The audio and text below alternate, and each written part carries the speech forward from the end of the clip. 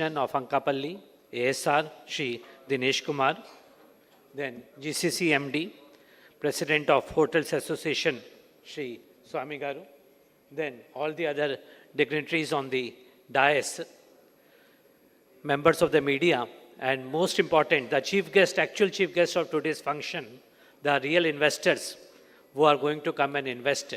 So I welcome all of you for this Regional Investors Summit. First of all, it gives me, immense pleasure to be present on this occasion, and I must thank the Honorable Chief Minister, Shri Narachan Babu Naidu Garu, Honorable Deputy CM, Shri Pavan Kalyan Garu, Honorable Minister, our Honorable Minister, IT Minister, who have given this idea and the encouragement and support to the Tourism Department for holding this Regional Investors Meet. So the first meet, as many of you are aware, was held in Vijayawada, and today the second meet is being held in the beautiful city of Visakhapatnam, and the third meet next month will be having in the holy city of Tirupati. So basically, as friends, as all of you know, tourism, I did not say.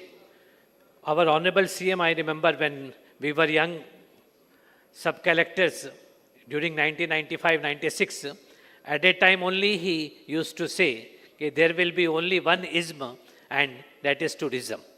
So at that time we were talking about communism was there, communalism was there, so many things were there. But he said ultimately what will remain is only tourism. And I think in last 3 decades has shown that his vision, what was there, is actually a reality. Today, not only the states, today all countries which you see, most of the countries today are thriving on tourism. Most of the Southeast Asian countries, you see countries like Vietnam, countries like Thailand, Cambodia, Indonesia, Malaysia. So tourism is a big, contributor to the GDP of the countries. And the biggest advantage is it's a big employment generation. Today everybody is talking about generation of employment. In our own state, as you know, our Honorable CM has kept a target of 20 lakh jobs to be created in the next 5 years. So I think one sector which can really contribute to employment is tourism, because manufacturing, one is manufacturing takes a lot of time to come. And then again, there is a question of, automation in that. So number of jobs which can be created. Then we have the now artificial intelligence, as all of you know. So artificial intelligence is welcome, but then again, there is a talk that it may take away some jobs. But I think tourism is one sector which will definitely remain, the jobs will remain. Irrespective of whether AR and VR may come, people would like to go and experience personally the natural beauty and the various spots. So I think tourism as a contributor to the GDP and as a most important contributor to the employment sector will definitely be there. Now, coming to Andhra Pradesh, as you know, entire country, we know Honorable PM has given a slogan of Apna Desh, Swadesh Darshan 2.0 has been launched. Prime Minister himself has been, promoting and inspiring the citizens to visit at least 15 destinations. Each one of the citizens should go there. So coming to our state, our Honorable CM has also come out with a vision document of Swarn Andhra Pradesh 2047, and part of that, tourism has been given a lot of importance. Now the new tourism policy, I'm sure many of you must be aware, but if you are not aware, today our MD is going to make a presentation later.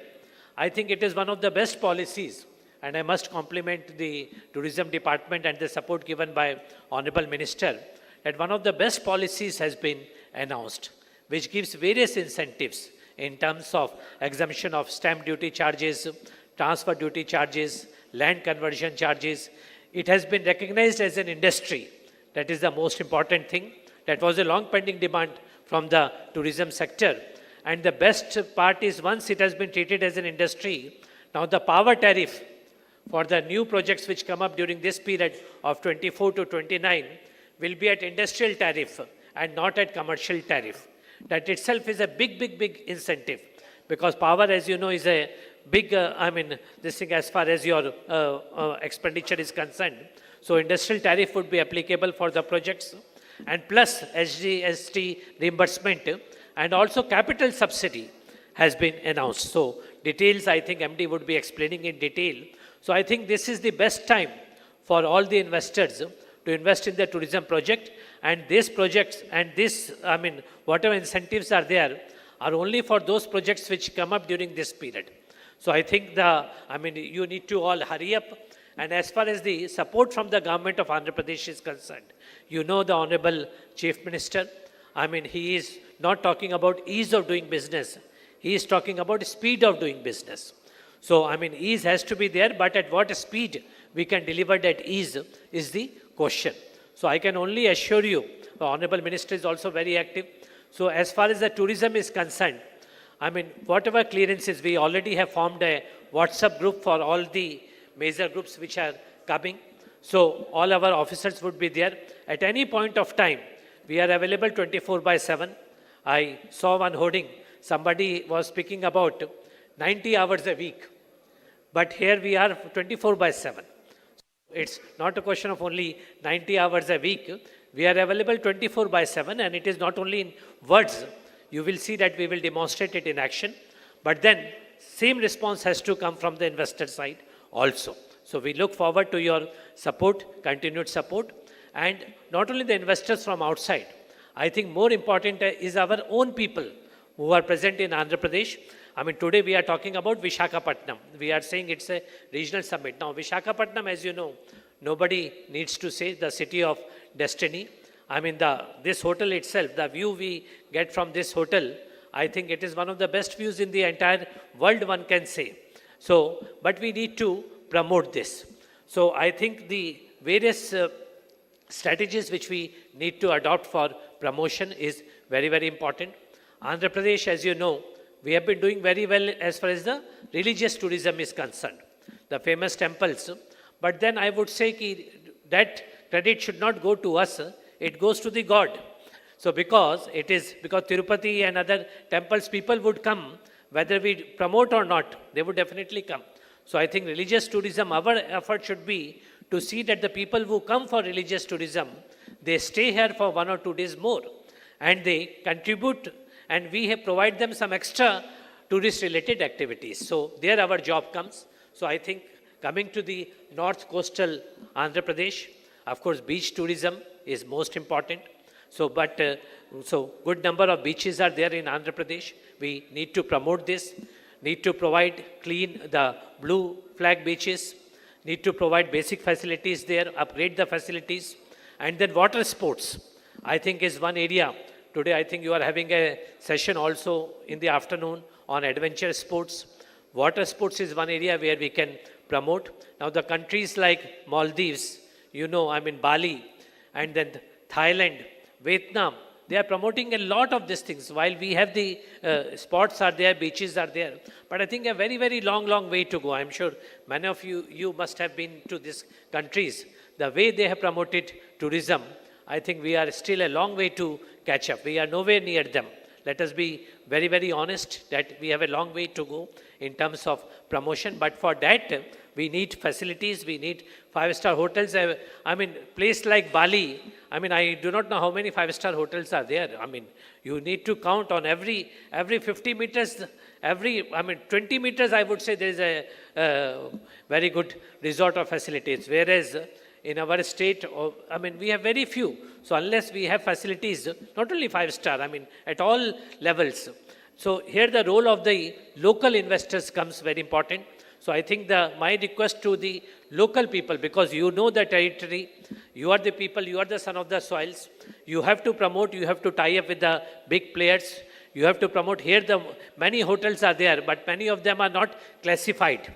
So they are not 3-star and above. So I think they need to come forward to get them classified so that we can add to the number of rooms. And then of course from the state government side, some 2-3 issues are there. So Honorable Minister is already here. I'm sure he would be mentioning in his remarks.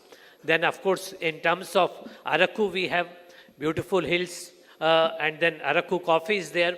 So Araku festival is also going to be held shortly, I think from 31st. So we need to promote. So I think promotion is one area wherein we need to do a lot. So I was telling other day, the tourism officer, I was mentioning to Honorable Minister also, we need to use social media in a big way to promote tourism. Social media influencers, Instagram, Facebook, we need to use all of this because people outside the state are not aware of the actual potential what we have. And today, younger generation goes by what Instagram says, what the Insta Reel says. So I think we also need to follow in that, promote tourism in a big way. So my request would be, this is a very good meet. We have some small ideas, like you must have seen in all foreign cities which we go, we have those beautiful hop-on, hop-off buses, beautiful, colorful buses in which half-a-day package, one-day packages are there. So same thing our Honorable Minister was also mentioning. Why can't we introduce in Visakhapatnam straight away? We can select some 8 to 10 tourist points in Visakhapatnam. Kailashgiri hills are there, museums are there, and the Simachalam temple is there. So many temples are there. So straight away we can introduce 3-4 hop-on, hop-off buses with audio guides in local language. So it would be a big attraction. Similarly, beaches, we can, have some small facilities there, start promoting them. So we need to follow two-pronged approach. One is in the short term, within next 3 to 6 months, whatever can be done. And of course, other is the long term for which the investors are there. They would be coming in. Now the brand AP, as you know, is getting restored. Lot of companies are coming, investors are coming. So I am sure that, with all of your support and with the active initiation taken by the state government and the role of the district collectors also in identifying the land, facilitating the clearances, I think we can do a much more as far as the tourism sector is concerned. So I would like to thank all of you for showing interest, for taking time from your busy schedule, coming to Visakhapatnam and then showing interest in investments. We are going to have MoUs signing also. But then ultimately, as I said, our aim is to convert I to I. I is basically your interest, your intent which you are showing through MoU, but we want actual I, that is investments. So for converting I to I, we will give you A to A support, that is airport to airport support. Once you land here, so our people would be there to take care of you, facilitate all the clearances, and then once actual investment is made, then, so we will provide that kind of a support, that is our idea. So I would again thank all of you. I would again like to thank the Honorable Minister, Honorable MLAs, Honorable Chairman and all the officers. And I'm sure that this meet would be just a beginning for the so many events we are planning in future. And I'm sure that Visakhapatnam will be on the prominent tourist map of not only the country, but perhaps one day on the map of the global map also. Thank you one and all.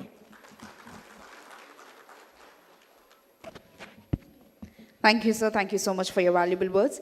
Now I invite Honorable Chairman for Andhra Pradesh Tourist Development Corporation Limited, Dr. Nuksani Balaji Garu, to propose the inaugural address.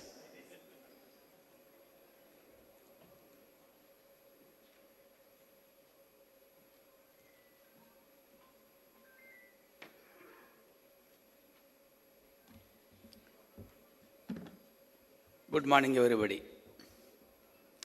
Inati Vizag Regional Investors Meet ముఖ్య అతిథిగా వచ్చేసినటువంటి గౌరవ పర్యాటక శాఖ మాత్యులు శ్రీ కందుల దుర్గేష్ గారు, tourism శాఖ special chief secretary Jain గారు, అజయ్ జైన్ గారు, ఈ కార్యక్రమంలో ఉన్నటువంటి టూరిజం కార్పొరేషన్ ఎండి ఆమ్రపాళి గారు, కలెక్టర్స్ దినేష్ కుమార్ గారు, ఆయన మాకు ప్రకాశం జిల్లా కలెక్టర్గా గారు కూడా పనిచేస్తున్నారు. 5 సంవత్సరాల్లో అత్యంత దారుణంగా ఉన్న పరిస్థితుల్లో కూడా మాకు దినేష్ కుమార్ గారు ఒక మంచి పరిపాలన, మంచి కలెక్టర్గా మేమందరం కలెక్టర్ ఆఫీస్కి పోగలిగిన స్థితి కల్పించినటువంటి కలెక్టర్ గారు దినేష్ కుమార్ గారు. అదేవిధంగా హరేంద్ర ప్రసాద్ ఐఏఎస్ గారు, తర్వాత the other dignitaries who are on the dais, అదేవిధంగా AP TDC and AP TA concern officers, ఈ కార్యక్రమానికి ఇచ్చేసినటువంటి ప్రత్యేకంగా మన సెక్రటరీ గారు చెప్పినట్టు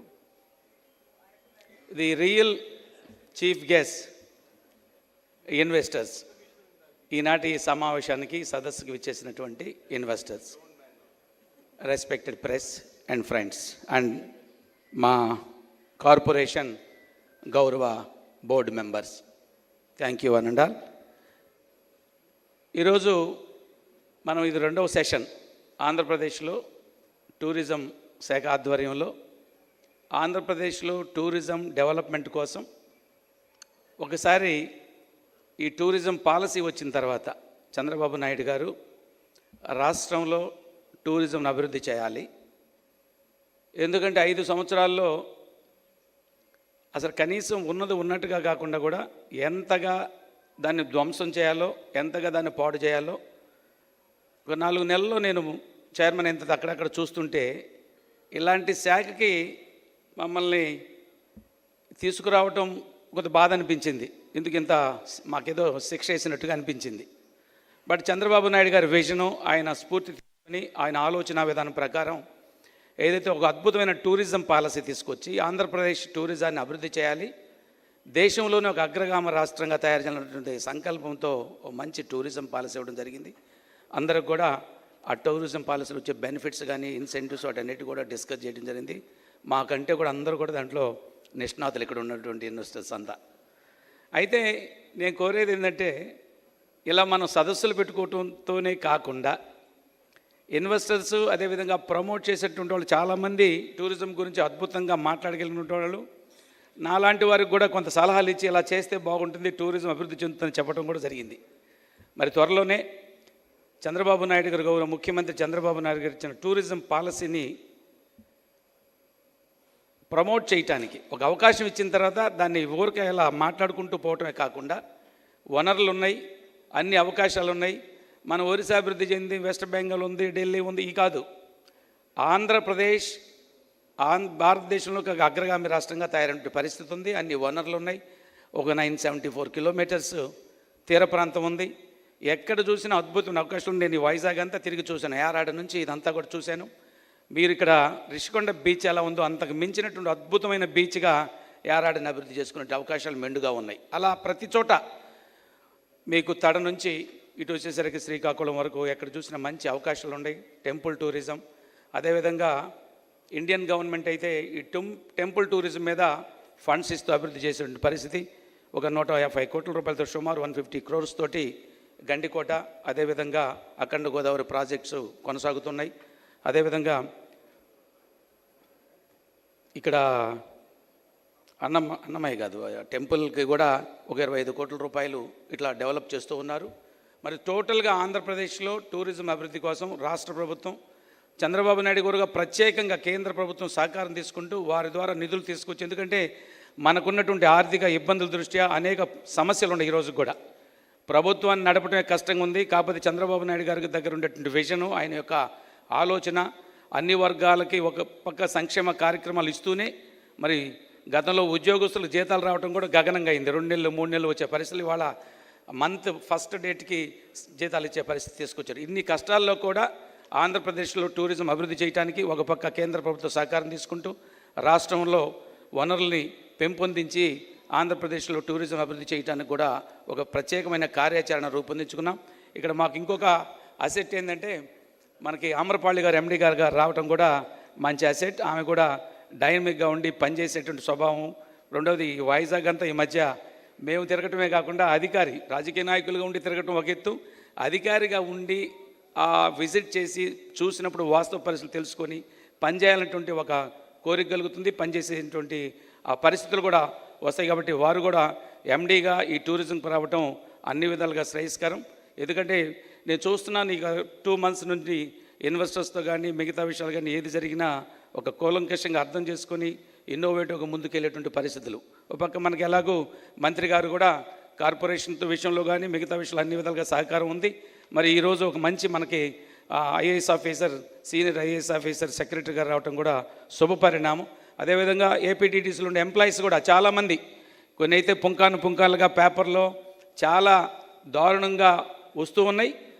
దాన్ని పాజిటివ్గా తీసుకుంటూ నేను మా డిపార్ట్మెంట్ వాళ్ళకు కూడా చెప్పేది ఏంటంటే, విమర్శలు రాగానే దాన్ని ఎలా సర్దుకొని ఎలా పనిచేయాలి, బాగా పనిచేసే వాళ్ళకి ఆ అపవాదం వస్తుంది. చేయని వాళ్ళు ఎట్ట పాపం దాన్ని బాగానే రిసీవ్ చేసుకుంటారు. చేయని వాళ్ళకి ఏముంది, ఇది మందగాదని దులిపేసుకుంటారు. చేసేవాళ్ళకి కొంచెం కష్టంగా ఉంటుంది.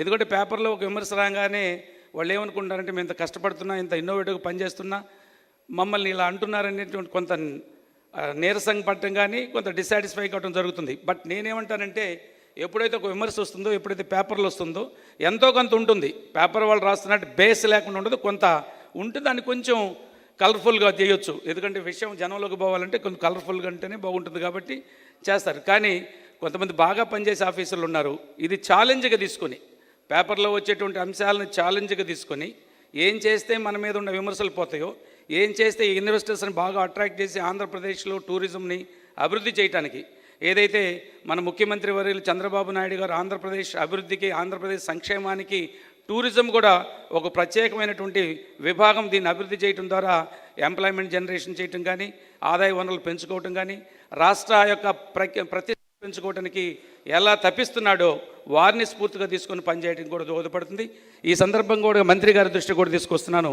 ఈ ఎస్ఈడి దర్శనాలు కూడా మనకు ఉండేది. So it is not the present subject కాకపోయినప్పటికీ మనకి గత 5 సంవత్సరాల్లో లోపం జరిగింది. ఆ శీఘ్ర దర్శనాల ద్వారా మన టూరిజం ద్వారా చేసేటువంటి ఆ టికెట్స్ అవి ఉన్నాయో తప్పు జరిగింది. కానీ 7 నెలలుగా నేను అబ్జర్వ్ చేస్తున్నాను. ఫిబ్రవరి ఆన్వర్డ్స్ 2024 ఫిబ్రవరి నుంచి ప్రతి నెల 1 crore రెవెన్యూ మనకి ఆంధ్రప్రదేశ్ టూరిజంకి వస్తున్నటువంటి పరిస్థితి. దీన్ని పేపర్లో వచ్చేటువంటి ఒక నెగటివ్ వార్తల ద్వారా ఇక్కడ ఏదో పూర్తిగా అన్యాయం జరిగిపోయింది అని ఆ టికెట్స్ రద్దు చేయటం ఆంధ్రప్రదేశ్ టూరిజానికి ఒక పెద్ద నష్టం. సెక్రటరీ గారు కూడా ఉన్నారు కాబట్టి అందుకోసంగా వారి దృష్టికి తీసుకొస్తున్నాను. ముఖ్యమంత్రి గారి దృష్టికి కూడా నేను కూడా తీసుకెళ్ళాను. టూరిజంలో ఇన్కమ్ ఒకటే కాదు, అది ప్రమోట్ చేయడానికి టూరిజం శాఖ యొక్క ప్రతిష్ట పెంచడానికి ఉపయోగపడి ఉంటుంది.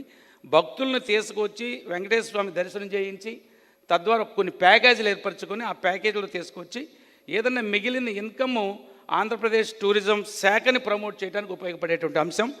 గత 7-8 నెలలుగా ఎక్కడ కూడా ఎటువంటి పొరపాట్లు జరగకుండా చక్కగా రెవెన్యూ జనరేట్ అవుతుంది. అది మీరు దృష్టిలో ఉంచుకొని I request you kindly bring it to the notice of the chief minister again.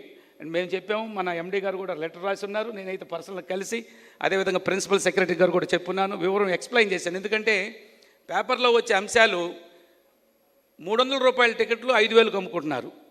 అంటే 300 రూపాయల టికెట్ అయ్యా, ప్రెస్ వారికి కూడా చెప్తున్నాను, ఇక్కడ నుంచి కూడా వైజాగ్ ప్రెస్ వారికి కూడా ఇక్కడ నుంచి కూడా టికెట్ ఏమో 300, ప్యాకేజ్ అని ఉంటుంది.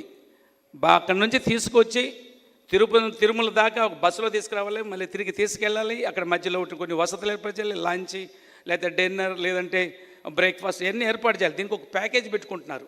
ఆ ప్యాకేజీ ఒక 3,000 కావచ్చు, 3,500 కావచ్చు. మిగిలేది ఆంధ్రప్రదేశ్ కార్పొరేషన్కి ఒక 300-400 మిగిలితే అది కూడా ఎవరి జోబుల్లోకి పోదు. ఇవాళ కార్పొరేషన్కి రాష్ట్ర ప్రభుత్వం నుంచి నిధులు లేవు, రాష్ట్ర ప్రభుత్వం ఉండే ఇబ్బందులు ఉన్నాయి, అవన్నీ చూసుకునే సరిపోతుంది. మనం సెల్ఫ్ సఫిషియెంట్గా తయారై ఇక్కడే ఇన్కమ్ జనరేట్ చేసుకుని ఆంధ్రప్రదేశ్ టూరిజంని పెంపొందించాలి. ఎందుకు ఈరోజు ఈ సదస్సులు పెట్టామంటే మీరందరూ వచ్చి ఆంధ్రప్రదేశ్లో ఉన్నటువంటి రిసోర్స్ని ఉపయోగించుకొని తద్వారా మీరు ఇన్వెస్ట్ చేసి ఇక్కడ ఆంధ్రప్రదేశ్ టూరిజం పెంచడంతో పాటు తద్వారా వచ్చేటువంటి ఇన్కమ్ ద్వారా కూడా ఆంధ్రప్రదేశ్లో టూరిజం ప్రమోట్ చేయాలి. దానిలో భాగమే మన తిరుమల తిరుపతి దేవస్థానం దర్శనం టికెట్లు కూడా. కాబట్టి పత్రికల వారికి కూడా మా విజ్ఞప్తి ఏంటంటే ఈ సందర్భం కూడా ఏదైనా ఒక ఇష్యూని చెప్పే ముందు ఎక్కడో మా వాళ్ళే కొంత అందిస్తుంటారు, అక్కడక్కడ ఒళ్ళు మండితే అందిస్తారు, అలాంటివి కాకుండా కొంత వివరణ తీసుకొని దాన్ని కొంచెం పాజిటివ్గా టూరిజం శాఖ దెబ్బతినేట్టు కాకుండా ఉన్నటువంటి లోపాన్ని ఎత్తి చూపిస్తూనే టూరిజం ప్రమోట్ చేయడానికి సహకరించవలసిందిగా పత్రికా మిత్రుల్ని మిగతా మిత్రులను కోరుకుంటూ, అద్భుతం అవకాశం ఇది.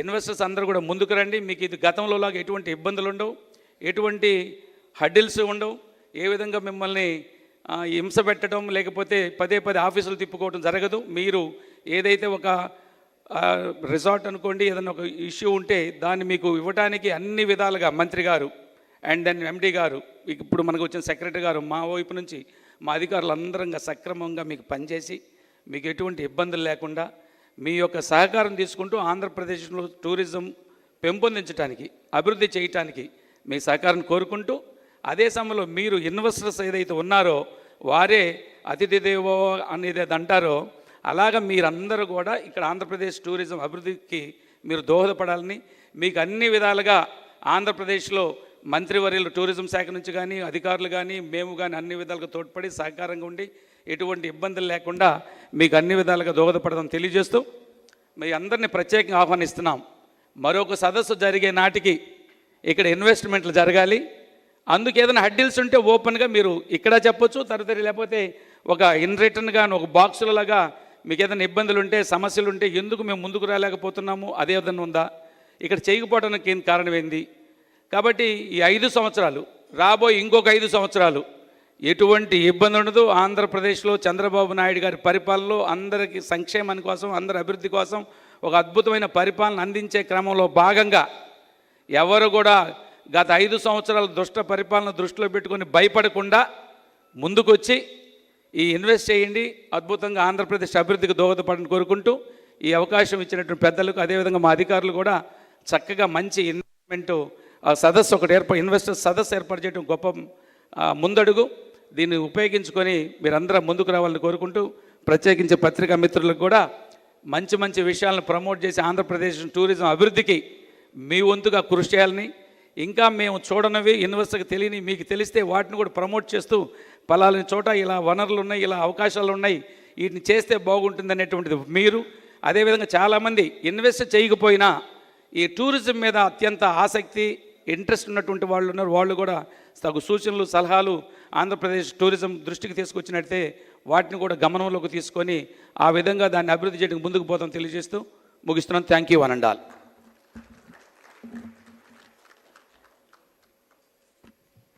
Thank you, sir. Thank you very much. Now I invite Collector and District Magistrate Visakhapatnam, Sri M.N. Harindra Prasad IAS, to give presentation on tourism in Visakhapatnam.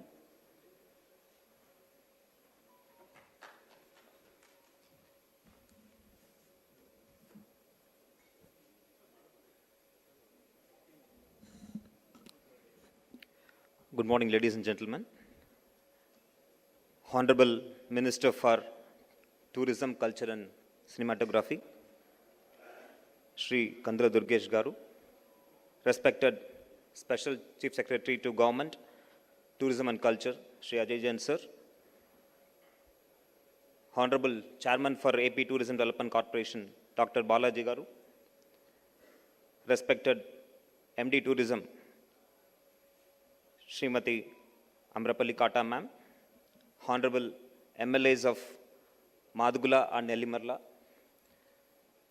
my fellow collectors from Anakapalle and ASR districts, Swami Garu, Vijay Mohan Garu, dear Kalpana, and my dear guests and investors from different parts of the country, a very good morning to all of you.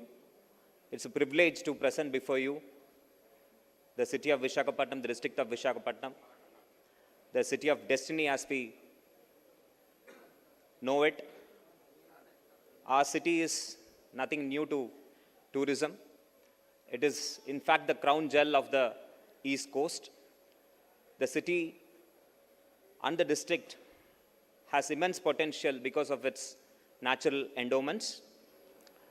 We, the state of Andhra Pradesh, are very much interested in inviting you and partnering with you in ensuring that you get the kind of support to ground all your projects and create the kind of environment we are aspiring for. So, as you all know, Visakhapatnam is the #1 district in terms of district GDP, with a GDP of close to 1.19 lakh crores. It tops among all the districts in the state, and the city per se is home to 50 large and mega industries and close to 12,000 odd micro, small and medium enterprises. Why I'm saying this is the kind of potential the city has in terms of disposable income.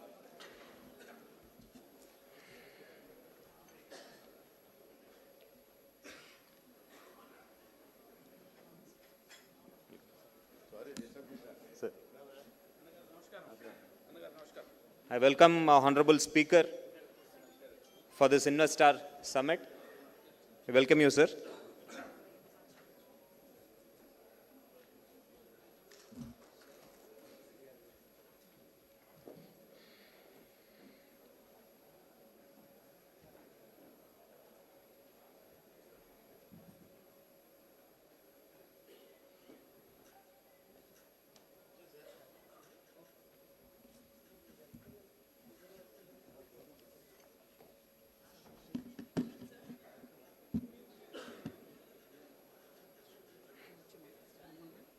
March. So with your permission, sir. So with the per capita income of 4,83,892, we have a lot of people who have that disposable income to avail the facilities we have got. So besides the investors from outside the city and outside the state, we have a huge potential in terms of the residents of the city itself. The city is looking for new experiences, new destinations, besides the ones we have already got. So given the kind of natural endowments the city has, the sky is the limit for all of you to plan your investments and bring it to this wonderful city of Visakhapatnam. Next. So all of you, if you have doubts why Visakhapatnam, the first thing I would say is the kind of human resources that we have got.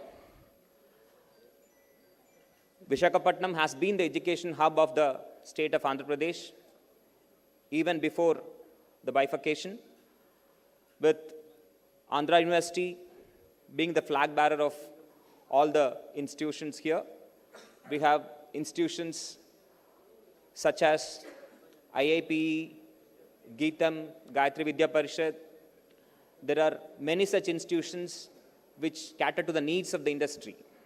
So you have a readily available trained manpower who can be on your roles and then deliver the standards which you set. Coming to the destinations, we have got one of the 12 blue flag beaches here at Visakhapatnam at Rushikonda. And not just Rushikonda, we have the Yarada beach, which Honorable Chairman mentioned during his address. We have the Beamley beach. We have the Sagarnagar beach. There are so many stretches of pristine beaches which you can develop as beachfronts. So which is another great opportunity for any investor who want to invest in leisure and hospitality. If you look at the infrastructure and connectivity, it is unparalleled. Be it air connectivity, we have got the present Visakhapatnam airport. It is an international airport catering to both domestic and international tourists and passengers. And besides that, as you all know, with the efforts of the Honorable Chief Minister and the Civil Aviation Minister, the Bhogapuram airport is happening at a very brisk pace and is expected to be inaugurated in the mid of June 2026. So with the new airport coming in, we will be having flights to far more countries than what we have right now, and far more people to cater to, far more foreigners to reach out to. So that is the kind of infra we have got. And in terms of road connectivity, we are quite well connected to the north and southern states and all the hinterland, including Chhattisgarh, Jharkhand, and all these places. So right from Kolkata to Chennai and beyond, we are well connected. And even within the city, we have got very well-laid roads through the municipal corporation. And through VMRDA, we are also creating few more roads to enhance the connectivity to the airport and ease the traffic within the city. And as you all know, the DPR for the Vizag metro has already been sent with a metro in place that is going to make life a lot more easier for anyone who want to commute within the city.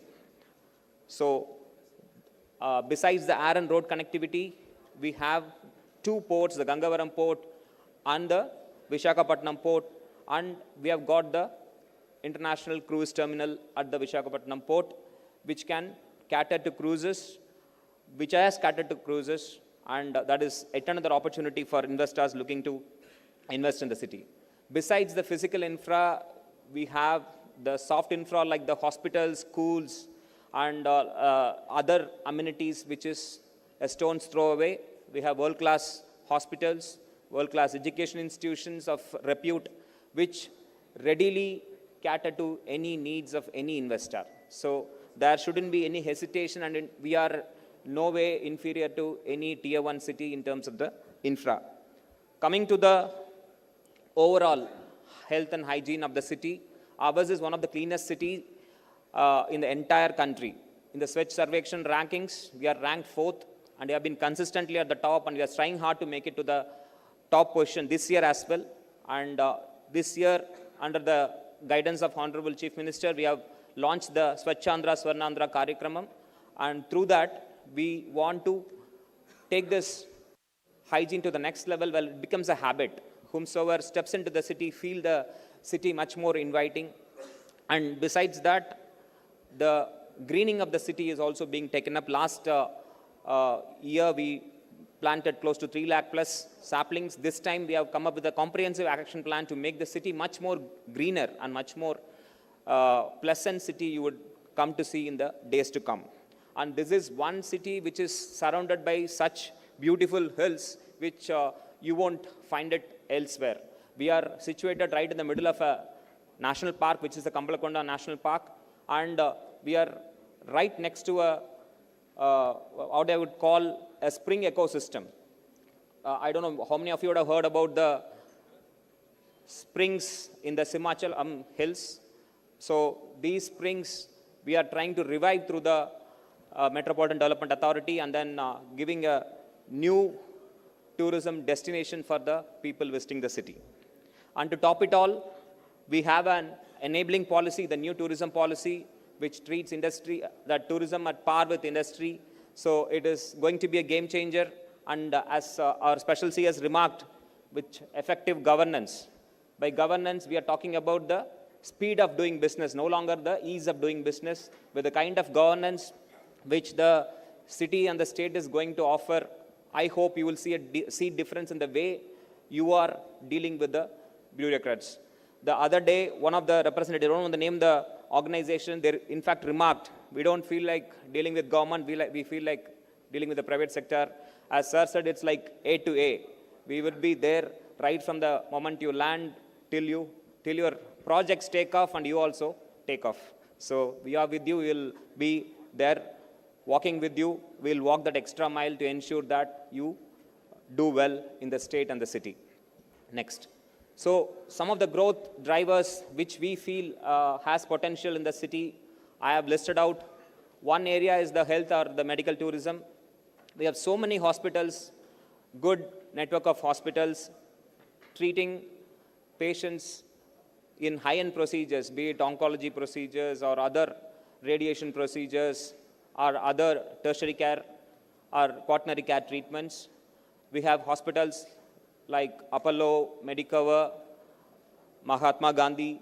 So these are hospitals which has the potential to cater to a larger audience, even the international travelers who now travel to Hyderabad or Chennai to get their treatment done. The advantage, added advantage here is that we can leverage the potential for wellness tourism. We have the Araku, we have the Paderu destinations, which can be the primary wellness destination for people who come here to get themselves treated and recuperate in one of these wellness centers. So this is one area where we, the tourism community, along with the hospitals, can work together to project it nationally, internationally, to become the destination. Especially people from Chhattisgarh, Jharkhand, Odisha, who travel either to Kolkata or to Chennai, we are very much in the same corridor.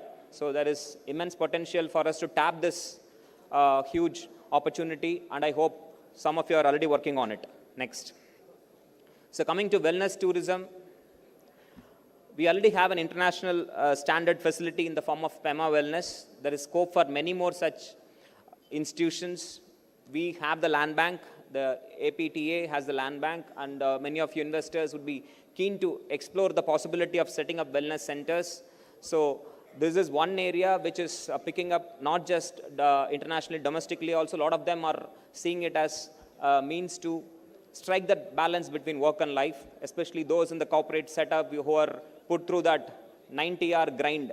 They need a vent out. So this can be that opportunity, and you can look at places like Coimbatore emerging as such destination, and even Cochin and other places emerging as such destination. But we have all the potential. We have the kind of environment, we have the kind of facilities to cater to that particular segment of the audience, which is the need of the hour. So this is one area which I think investors should look at, and we are ready with a set of land, as I said.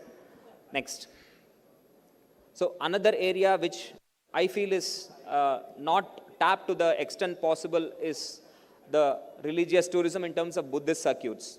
We have so many historic places. I would say the Bavikonda, the Pavaralakonda, and the Totlakonda destinations. If some of you have seen them, you can immediately connect to it and then immediately imagine the kind of lives that the Buddhist monks would have led in the early 1st and 2nd centuries. That's the kind of potential that this has got. We have to reach out to the target audience in the Southeast Asian nations which follow Buddhism in a huge scale.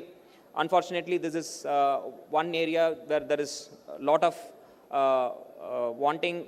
So I humbly request the investors to look at this opportunity to promote these destinations, and also set up monasteries and set up artificial and man-made centers of Buddhist excellence and Buddhism studies, so that we can reach out to a larger audience and then invite international travelers. Next.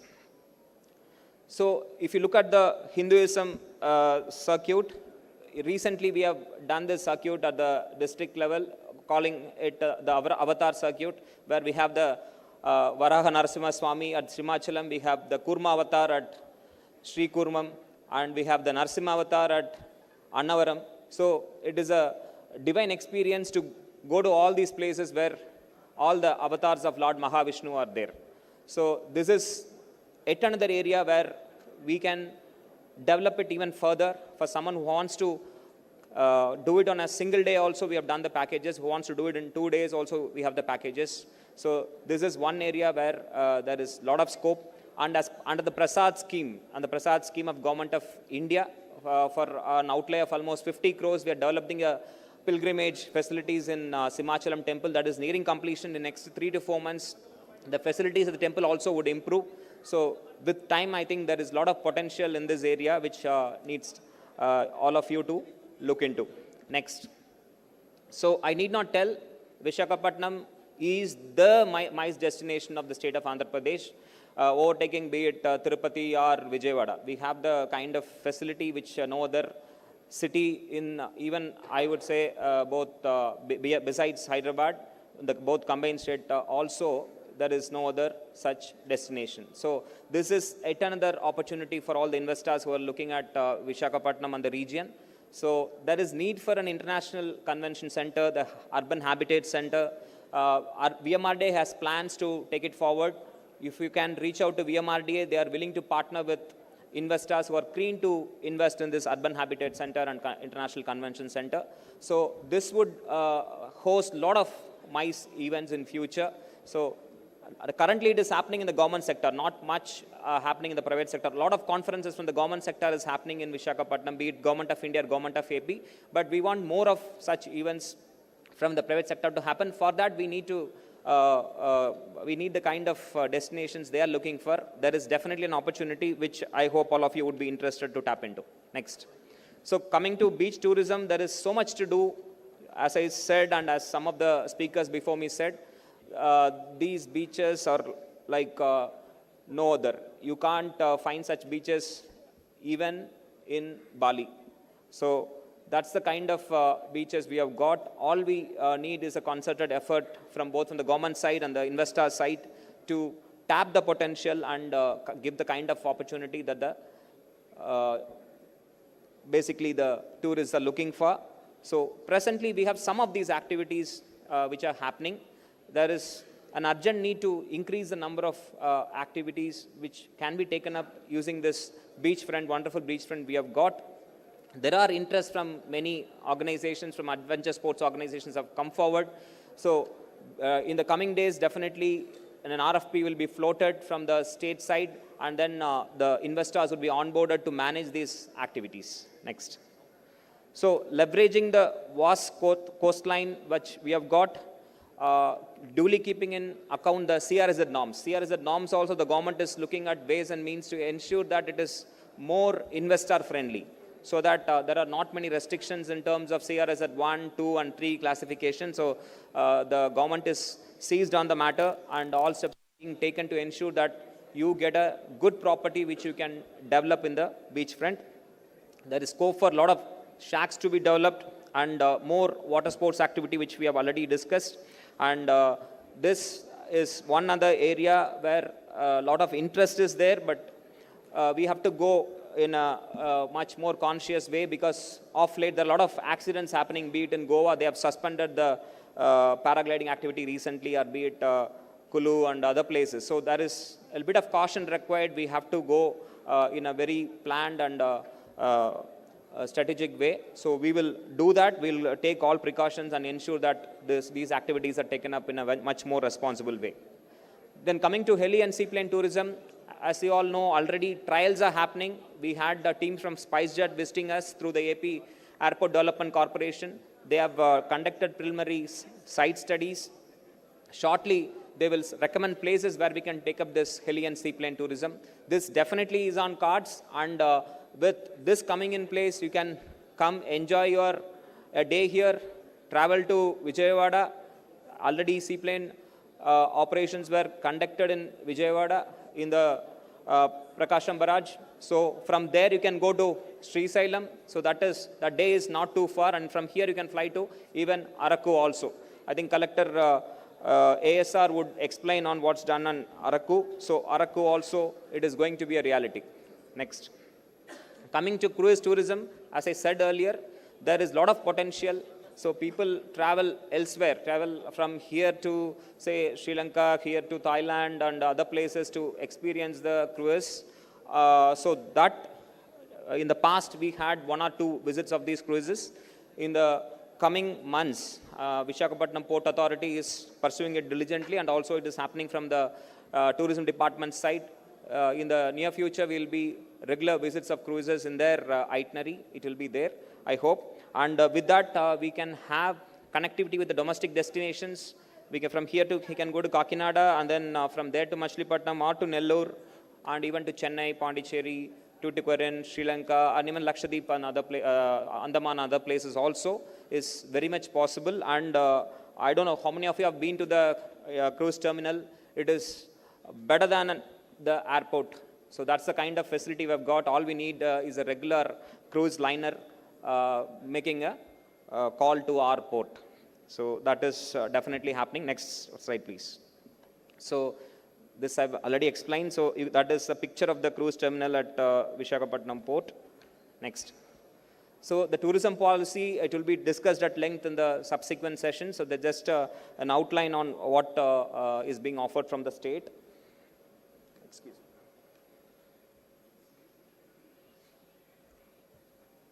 So what's being offered from the state? Moving on to the next slide. So in the recent times, we have 2 significant investments which have happened, and the work has started in brisk pace. And we are extending all possible support to Oberoi Group and Mayfair Hotels to ground their units at Annavaram, which is near Bogapuram, hardly 7 kilometers from Bogapuram. And as you all know, this Bogapuram Visakhapatnam corridor is going to be the key destination for future investments. And we have also interest expressed from many other prominent chains and other in the hospitality sector to invest in the city and district of Visakhapatnam. Next. These are some of the few initiatives at the district level which we have taken. As part of the education tourism, we have created 3 small circuits, I would say. One on biodiversity, looking at the zoo and the Kamalakonda National Park, and one on maritime, depicting the maritime prowess. As you all know, we have a very good symbiotic relationship with the Indian Navy.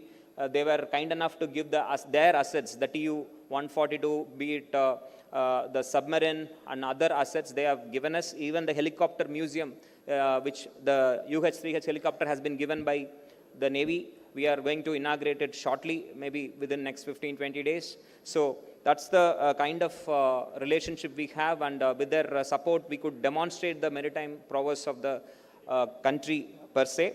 And besides that, we have developed a marine ecosystem circuit also. This is primarily targeting the school children so that they get to know what the city offers, and also the local tour operators would benefit by this program. And besides that, we have developed a heritage circuit with the support of Intac Vizag. They were kind enough to curate few places and identify and give us this. So this can be a small city tour, taking them to the historical places, including the collector's office, which was established almost a century back. So caravan tourism is on the cards. So it is being pursued at the state level, and shortly we can do stargazing from the hilltop at Totlakonda.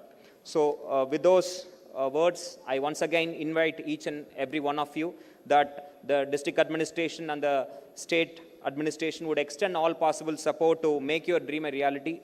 We welcome you. Thank you.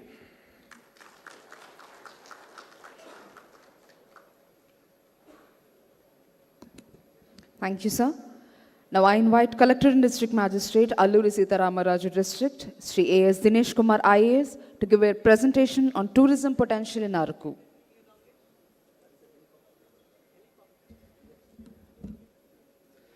A very good morning to you all, Honorable Speaker Sir, Minister Garu, Principal Secretary, my colleagues, Honorable MLAs, and all other public representatives and investors over here. A warm welcome to you all.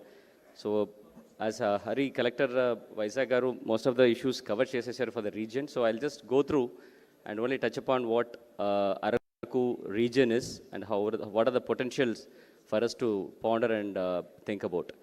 Yeah, next. So, this is about what is this region is about. You all know. So, I'll just touch upon it. And who is our guest? Who are all our target groups we are going to do? And what is there in the bouquet to offer them in this region? And what is our vision of Honorable CM as well as all the people here? Then what are the investment destinations possible in this region? And what are the concerns of the investors which we are seeing? And what are the scopes and hopes in this region? This is what I'm going to try.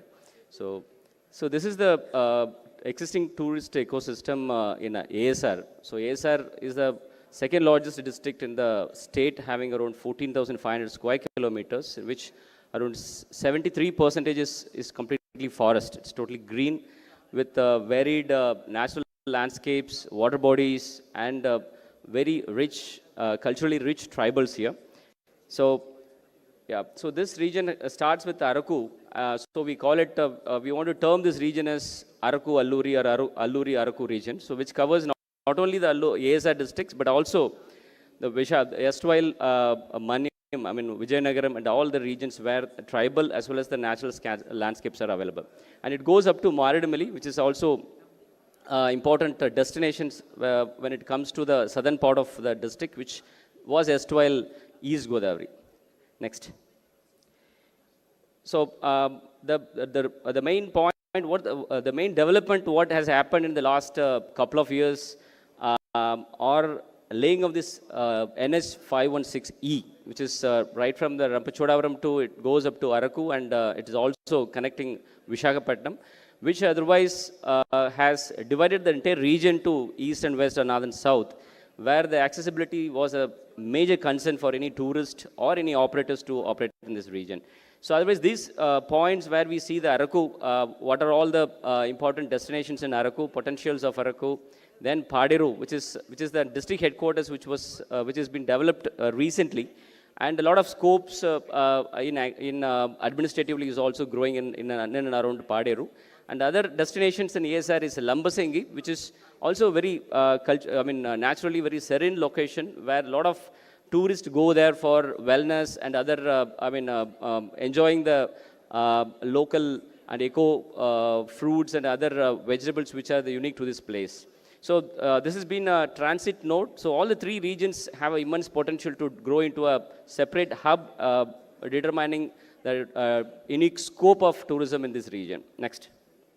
So this is our catchment area by road, but for tourism there is no catchment area and there is no routes and all. Now our Vizag economic region is having, developing an important airport also in Bhogapuram, as well as the cruise terminal coming up in Vizag. So definitely this is the gateway for any international tourist also to come on to this place and definitely explore into region. This is just by scale, we just want to understand who the traditional visitors or tourists to this region. And it's more than 300 to 400 kilometers in and around Araku region. Next. So we have a different theme-based tourism here. When we see this is more of nature-based tourist attractive destinations, which you all know about it. And there are many other destinations in the pipeline. And every day, the tourists go and they identify new destinations, and we could also discover new opportunities and potentials in the social media. And we again, next we go to the place and explore and try to develop the region for giving access and experience to the tourist. Next. This is a culture-based tourism. So this is the uniqueness of this region. This is not only only the nature-based place. We have around 13 unique, tribal groups here having a distinctive, folks. They have a different stories to tell. They have different culture to organize and different cuisines to taste. So this is definitely going to be a marvelous experience if we can bring in such uniqueness onto the board, and if we can showcase and give an experience to the tourists who are arriving at this region. Next. So this is one dance which we have, this Dimsa dance, which everyone knows in this region, but there were many other dance and other musical instruments also recently been explored, and definitely we will bring it as a bouquet for the tourists who are going to come into the region. Next. So another thing is about different exotic and organic plantations in this area. So as the name Araku says, everyone realizes Araku coffee. And definitely it is a very distinctive, unique product in this region. Many of you definitely would agree. This Arabica coffee which has been produced in the region is the unique in itself in terms of aroma, taste, strength, and in all the parameters which cupper can definitely appreciate. And any normal coffee, what is being produced or cupped has minimum score of 70 to 80. And with the recent development of FPOs, we are producing a lot of specialty coffee, which scores around 85 to 90 during the cupping. So definitely there's immense potential to bring in a coffee experience in the tourism, and we can experience right from the picking, pulping, curing, roasting, grinding, and also tasting. So this is going to be a all-round experience to this region, which definitely not only the local or domestic tourists, definitely there's a immense potential to bring in international tourists into this area as well. And apart from that, we have introduced avocado and other exotic fruits, which we can invite the tourist for tasting from the farm. So that could be another possibilities in this region. Next. So another important part of this region is the variety in the menu. So I've told around 13 different tribal groups are there. Every tribal group have minimum of around 12 to 13 unique cuisines, which they make during their cultural events and all. And these all absolutely feast to the taste buds, and it will be very unique in terms of the taste as well as the quality and the wellness for the health as well. So there is a huge potential to bring out such practices, such cuisines, and make it into a world arrangement where people can from all over the country as well the world can come over and taste this and enjoy it. Next. So another part of this event where a lot of domestic tourists arrive are the festivals, especially religious festivals. For example, Modukondama festival attracts a minimum 10 lakh to 12 lakh local tribals to come, and this festival also portrays a unique cultural feast of all the 12 to 13 different tribal groups in this region. So like that, we have a lot of festivals all across the seasons. So tribal has all 3 seasons, different festivals, which are unique in itself, and definitely it can add color and experience to the tourists who are coming out to this region. Next. So with this potential, this is all, apart from it, there is an adventure which I also touch upon. So these are the potentials of the region and what we are thinking about it, how to bring out and what this tourism industry is to, dream along with the department as well as the stakeholders are to make this as a nature, culture and conservation destination. So there is a uniqueness in this that the real innocence of the tribals can be brought out. The uniqueness of the culture, of the cultural variety can be brought out in a natural region, which is having a serene beauty. So this USP definitely is going to be a unique experience, unlike any other tourist destinations in the world. So definitely there is a beautiful future which is awaiting to explore and to showcase to the world. Next. So by jotting down what can be the future, I'll spend some 2-3 minutes on this. So we want to create Araku Alluri region, which is like a unique blend of both natural beauty as well as culture. So how the northeastern states have made Arunachal or Mizoram, Arunachal or Meghalaya as a cultural hub of both the confluence. We can make this Araku region as a hub because this is a proper melting pot of southern region, right from Tamil Nadu, Kerala, Karnataka, Telangana, Andhra Pradesh, and the eastern region, east central region like Chhattisgarh, Jharkhand, Madhya Pradesh, Odisha.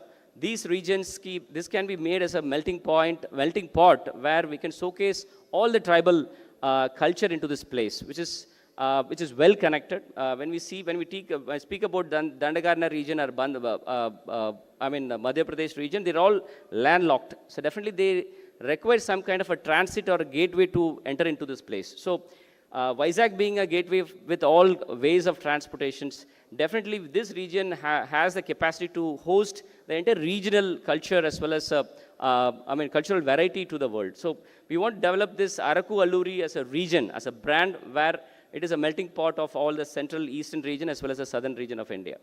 Next is about creating this place as a national as well as international destination for culture tourism, like I said, to showcase all the tribal diversities. So this, with this context, I would like to invite you all for Araku Chali Festival. We are going to celebrate from 31st of this month up to 2nd of February. So these 3 days, we are trying to portray what could be the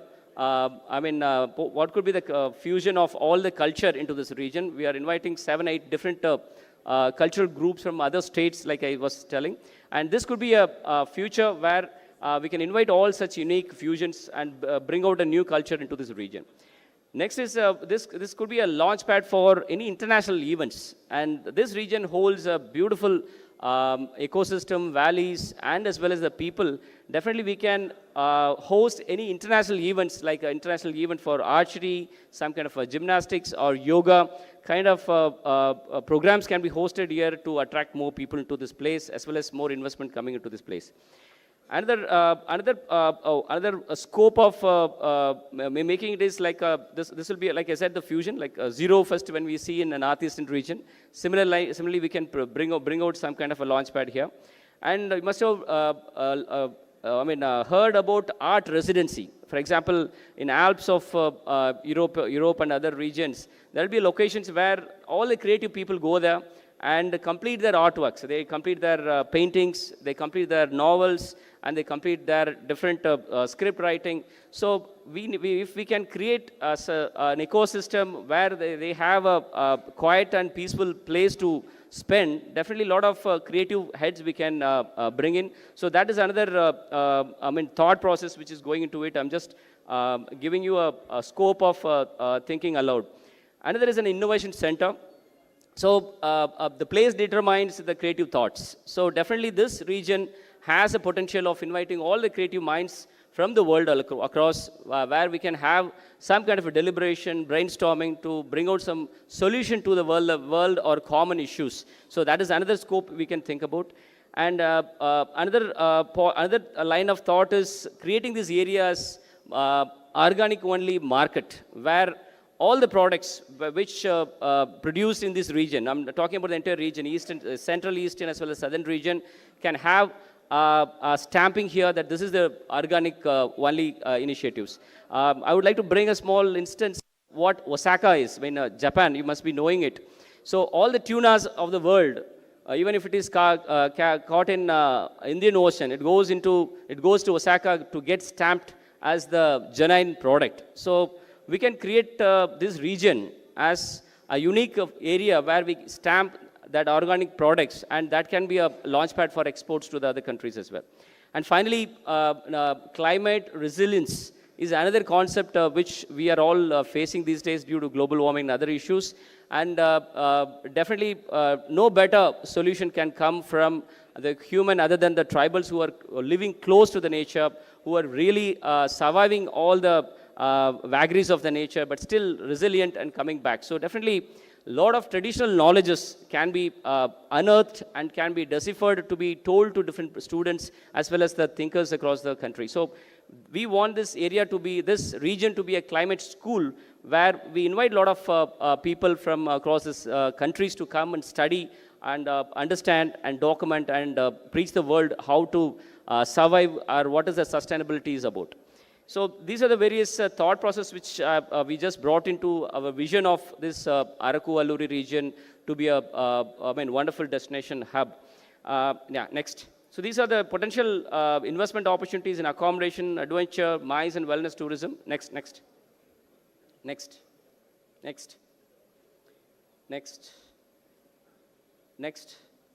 Yeah, so adventure is another important thing. What is unique in this region when we compare the Himalayan region or the Western Ghats? The elevation, the valleys, these structures are a little difficult for which concerns the safety part. But here we have best or optimum height, elevation for doing all these adventures. In Araku region, our average elevation is about 1200 meters. And this is not only about the elevation, what continues the elevations. We have absolutely flat valleys adjacent to very high elevated places, which is absolutely a feast for any adventure tourist, especially paragliding or paramotoring, zipliners, any rope courses or ATV rides or skywalk, camping. So this is a very beautiful opportunity. Definitely a lot of operators from the adventure has also attending this meeting. They definitely would agree with this landscape, which has an immense potential to bring out a lot of adventure activities in this region. Yeah, next. So I'll come to the point where there is a concern. Many of you definitely would know about this. There is a 1970 Act which restricts any kind of a land transfer to tribal to non-tribal out of this region. So this act was brought to conserve or preserve the cultural identity, not to go out of hands, where the tribals should be preserved. So this is a constitutional intention to create such scheduled areas. Nevertheless, there was a landmark judgment in 1997, a Samatha judgment you must be knowing, where it has told that it definitely has to be preserved. At the same time, any kind of a commercial exploitation in this region can be done in so-and-so manner. So it has also prescribed, it has also deciphered what development can be done in this region. At the same time, the fruits of development, how it has to reach the local tribals. So definitely what it says is state with its straight instrumentalities can do the commercial exploitation, giving away 20% of the net profit to the region as a permanent fund.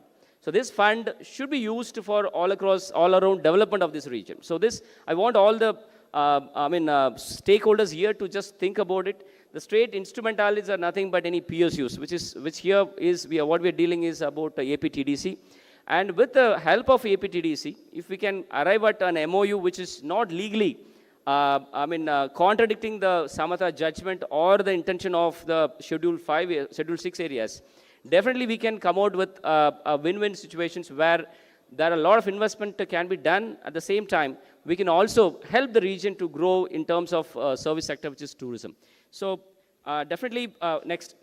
So definitely what we thought to do this, to implement such, the intention of this Samatha judgment is to create a tourism, destination, a tribal destination development authority or a council, which will have some kind of a statutory powers to decide on any commercial exploitations in any of the fields, and they will have some regulatory as well as facilitative role where it can impose the point of creating a permanent fund, permanent tribal development fund, which can be utilized for the tribal people. So we have a district mineral fund, where any exploitations, some percentage which goes to the government, which should be used up in the local region for development. So similar lines, government, definitely I'm also proposing to the government, I also, Principal Secretary and Honorable Minister Sir is also there. So definitely, if we can create such fund and an agency and authority, giving a statute control to decide upon what kind of a commercial exploitation we can do in this region, definitely it will be a legally valid, and definitely the investors who are going to invest money into the region will also have some confidence to go ahead with the projects.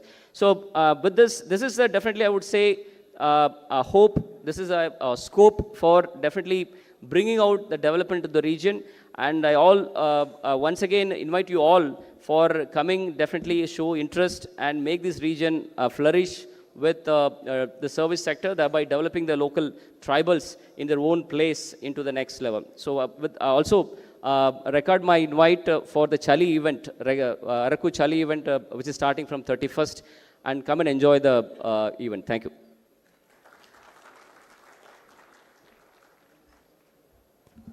Thank you, sir. Thank you very much.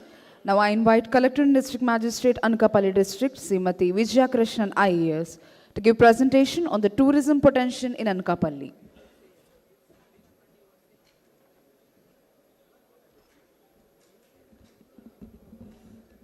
Honorable Speaker, sir, Minister, sir, Chairman, sir, MLAs on dais, Chairmen of the dais, and my fellow collectors, MD, APTDC Corporation, Amrapalli ma'am, and my dear investors, very good morning to all of you. After listening to my colleagues, now I am like, I don't know what to say, because Vizag and Araku, they are a brand themselves.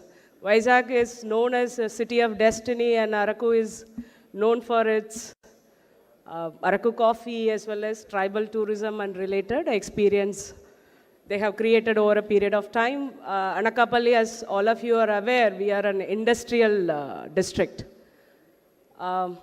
We have a huge pharma cluster. Recently also, Honorable Prime Minister laid foundation stone for two major projects in our district.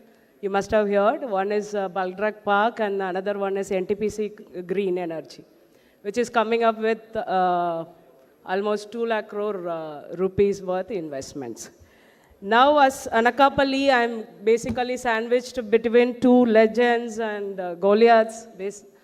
So we do have lots of assets related to beach as well as tribal areas, because I do have some subplan mandals.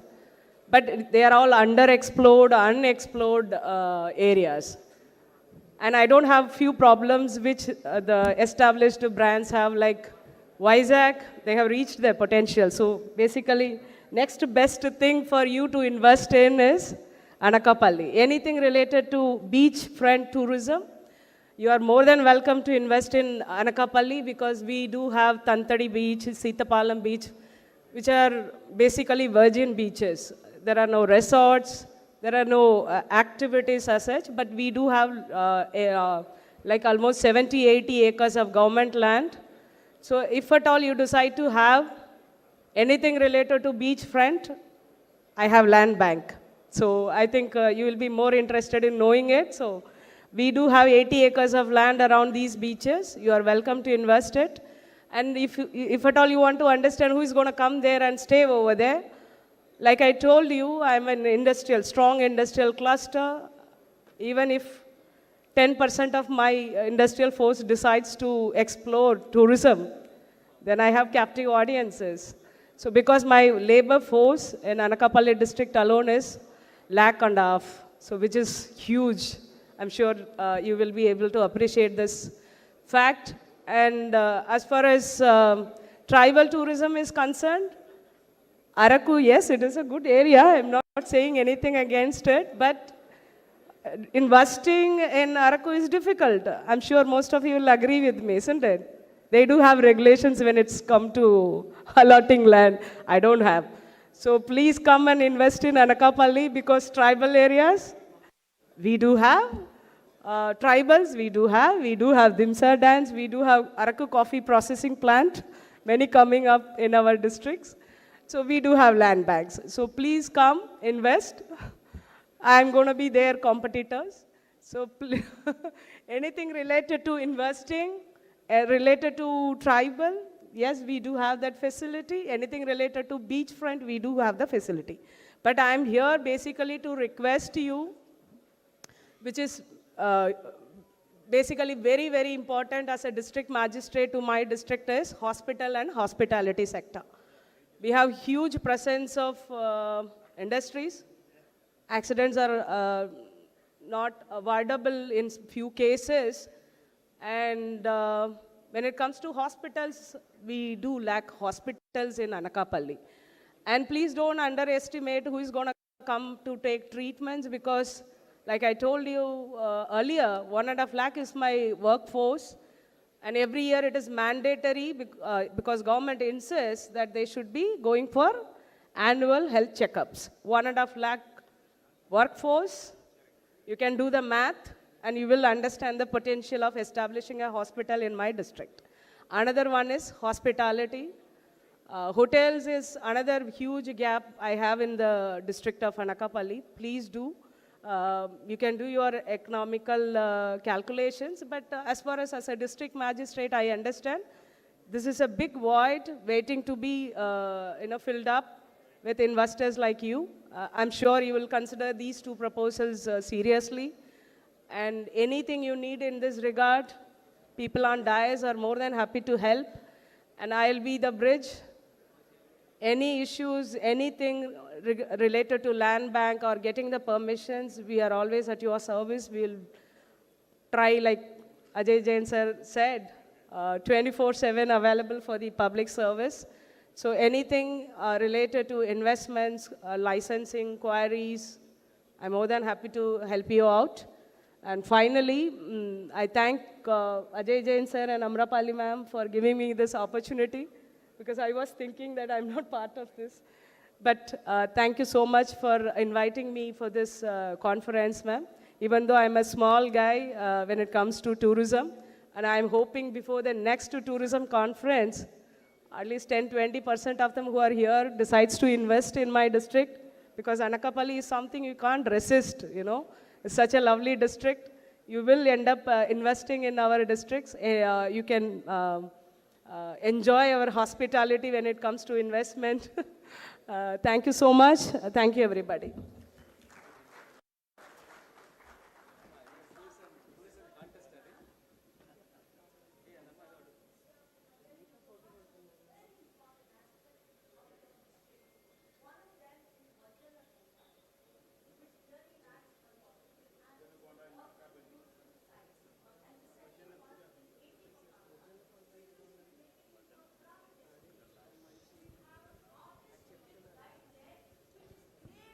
Begging for it. We have a Padma Shri awardee right here sitting, Mr. Shri V. Raju.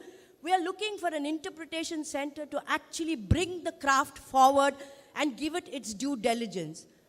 I speak on Bojanakonda Hill, and it is pathetic the way it is looked after with not a single board. And believe me, entire South India does not have a destination like Bojanakonda. It really is remarkable. I wish I could come and speak to you, sir, because you said 24/7. I would like to give you as much inputs as possible to have it done. Thank you. Sorry for interrupting you all, but it shouldn't be forgotten. Thank you so much, ma'am. Okay. Now I invite Honorable Speaker of Andhra Pradesh Legislative Assembly, Sri Chintakala Ayana Patradu Garu, to please address the gathering.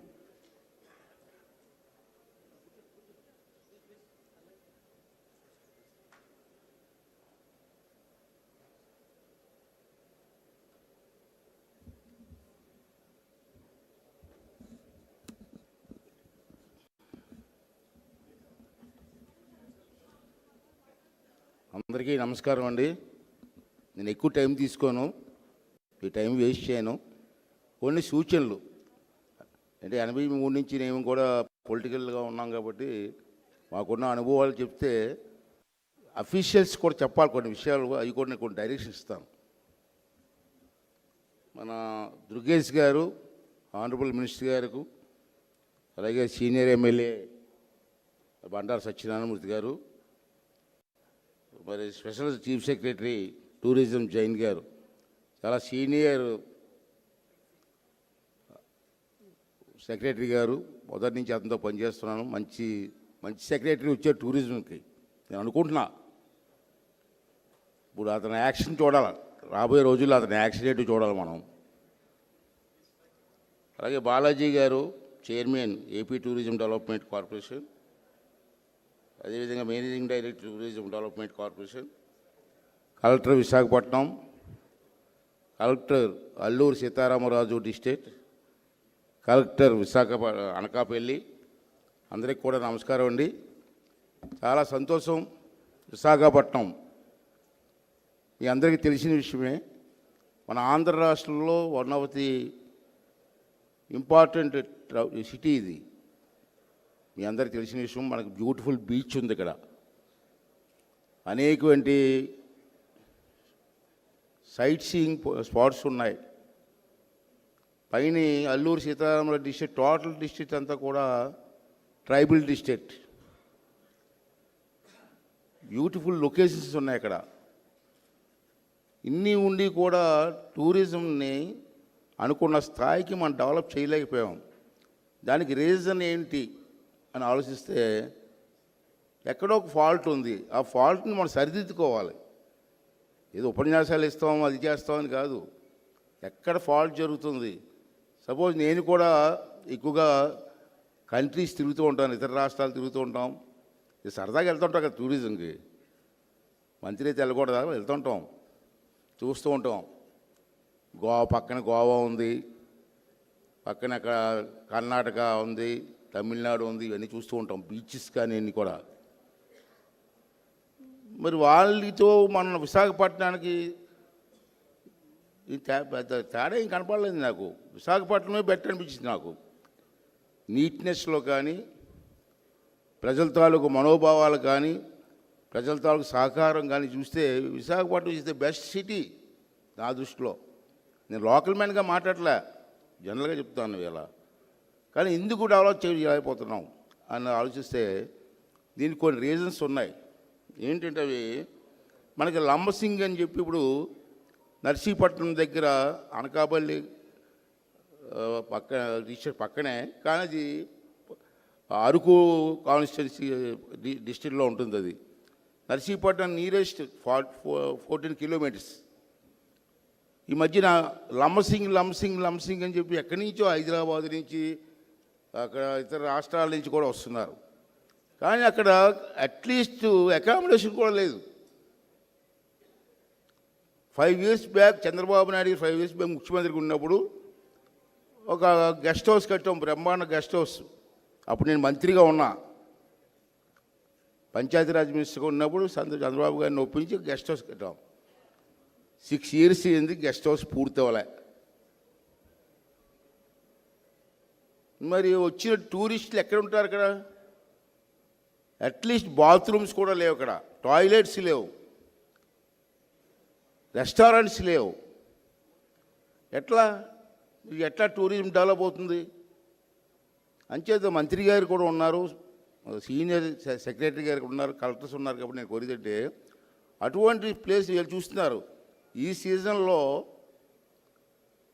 రోజుకి కూడా మా నర్సీపట్నం పక్కనే కాబట్టి, నా village పక్కనే కాబట్టి నాకు చూస్తున్నా వేలాది మంది వస్తున్నారు టూరిస్టులు, కానీ అకామిడేషన్ లేదు. నర్సీపట్నంలో నైట్ ఆల్ట్ ఉండి మార్నింగ్ లేచి లంబసింగ్ వెళ్ళి వచ్చే పరిస్థితి ఉంది. అంచేత ఐఎమ్ రిక్వెస్టింగ్ ది కలెక్టర్స్ కానీ లేకపోతే మినిస్టర్ గారిని కూడా ఏంటంటే అటువంటి దగ్గర మీరు అకామిడేషన్, మంచి భోజనం, అక్కడ ఉండడానికి కొంచెం ప్లేస్ కూడా ఏర్పాటు చేయగలిగితే బ్రహ్మాండంగా టూరిజం డెవలప్. పక్కనే అల్లూరు సీతారామరాజు పార్క్ ఉంది. Within 20 kilometre distance. Alluri Sitaramaraju garu మీ అందరికీ తెలిసిందే కదా, ఫ్రీడమ్ ఫైటర్. అటువంటి వ్యక్తి మరణిస్తే అక్కడ సమాధి చేశారు అప్పుడు ఆ రోజులో. దాన్ని మేము పాత గవర్నమెంట్లో ఆ పార్కుని కొంతవరకు డెవలప్ చేసాం, పూర్తి స్థాయిలో చేయలేకపోయాం. తర్వాత గవర్నమెంట్ మారింది, పూర్తిగా స్మాష్ చేశారు. ఇప్పుడు ఆ పార్కుని మన కలెక్టర్ గారు కూడా చూశారు, మా కలెక్టర్ గారు కూడా చూశారు. ఆమె కూడా డెవలప్ చేయడానికి చాలా ప్రయత్నం చేస్తున్నారు. అది లంబసింగి వచ్చిన వాళ్ళు తప్పనిసరిగా అల్లూరి సీతారామరాజు స్మారక చిహ్నం దగ్గరికి వెళ్తారు. Definitely they go they. Madam గారు చెప్పారు, అనకాపల్లి దగ్గర బొజ్జన్న కొండ పురాతనమైనటువంటి స్ట్రెచెస్ ఉన్నాయి ఇక్కడ. అది అక్కడ డెవలప్ చేయగలిగితే అదంతా ఒక ప్లేస్. బొజ్జన్న కొండ, అల్లూరి సీతారామరాజు పార్క్, లంబసింగ్ ఒక టూరిజం ప్లేస్ అవుతుంది. అరకు వ్యాలీ బ్రహ్మాండమైనటువంటి ప్లేస్ అది. గతంలో అనేకమైన కార్యక్రమాలు పెట్టాం, కైట్ ఫెస్టివల్ పెట్టాం, టూరిజం ఫెస్టివల్స్ పెడుతున్నాం. తర్వాత రాను రాను అవన్నీ కూడా తగ్గిపోయాయి ఇవాళ. అవన్నీ ఉంటే నేను మధ్యన ఒకసారి ఊటీ వెళ్ళా. ఊటీలో చిన్న ట్రైన్ అండి, చిన్నపిల్లలు ఆడుకున్న ట్రైన్ అంత ట్రైను. ఆ ట్రైన్ క్రేజీ అక్కడ, అంత క్రేజీ ఎక్కుతారు, ఇళ్ళు అంతా ట్రైన్ ఎక్కుతుంటారు. ఇక్కడ మన విశాఖపట్నం నుంచి అరకు వ్యాలీ వరకు ట్రైన్ వెళ్ళినప్పుడు ఎవరన్నా మీరు? Beautiful place, beautiful locations. ఆ కొండల మధ్య నుంచి ట్రైన్ వెళ్తూ ఉంటే ఎంత ఆనందంగా ఉంటుందండి. అటువంటి ప్లేసెస్ ఉన్నాయి ఇక్కడ. ఎందుకు ఎంకరేజ్ చేయలేకపోతున్నాం, ఎందుకు డెవలప్ చేయలేకపోతున్నాం అన్నది ఒకసారి మనందరూ కూడా ఆలోచన చేయవలసిన అవసరం ఉంది. సార్ సెక్రటరీ గారు, మంత్రి గారు, ఒక విషయం మీకు చెప్పాలి. లంబసింగి నుంచి Bhadrachalam famous temple, Bhadrachalam temple దగ్గరే ఇక్కడ. సీలేరు మీద నుంచి, చింతపల్లి నుంచి సీలేరు మీద నుంచి ఘాట్ రోడ్, బ్రహ్మాండ ఒక ఫారెస్ట్, రిజర్వ్ ఫారెస్ట్ మధ్యలో బ్యూటిఫుల్గా వెళ్తే ట్రావెల్ చేయవచ్చు. అక్కడి నుంచి వెళ్తే భద్రాచలం శ్రీరాములు వారి టెంపుల్ ఉంది అక్కడ. ఇవన్నీ కూడా మనం ప్లాన్గా వెళ్తే బ్రహ్మాండం డెవలప్ చేయొచ్చు. అరకులో coffee, Araku coffee beautiful area, అందమైన ఏరియా లంబసింగి ఏరియా కూడా. ఇవన్నీ కూడా మనం దృష్టిలో పెట్టుకొని చేయవలసిన అవసరం ఉంది. అదే మధ్యగా చంద్రబాబు నాయుడు గారు ముఖ్యమంత్రిగా ఉన్న ఆ రోజుల్లో సెంట్రల్ గవర్నమెంట్ ఆర్ఎండ్బి మంత్రి గారు నితిన్ గడ్కరీ గారు టైంలో, అప్పుడు నేను ఆర్ఎండ్బి మినిస్టర్గా ఉన్నప్పుడు ఒక ప్రపోజల్ పెట్టాం.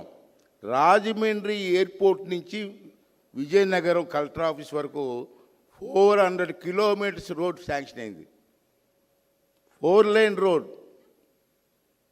మీరు ఎప్పుడైనా చూసారండి? ఇది చూడాలి. రాజమండ్రి ఎయిర్పోర్ట్ నుంచి విజయనగరం కలెక్టర్ ఆఫీస్ వరకు 400 కిలోమీటర్స్ ఒకటే రోడ్. బ్యూటిఫుల్ రోడ్ అయిపోతుంది. 80% రోడ్ అయింది ఆల్రెడీ, ఇంకా 20% ఉంది.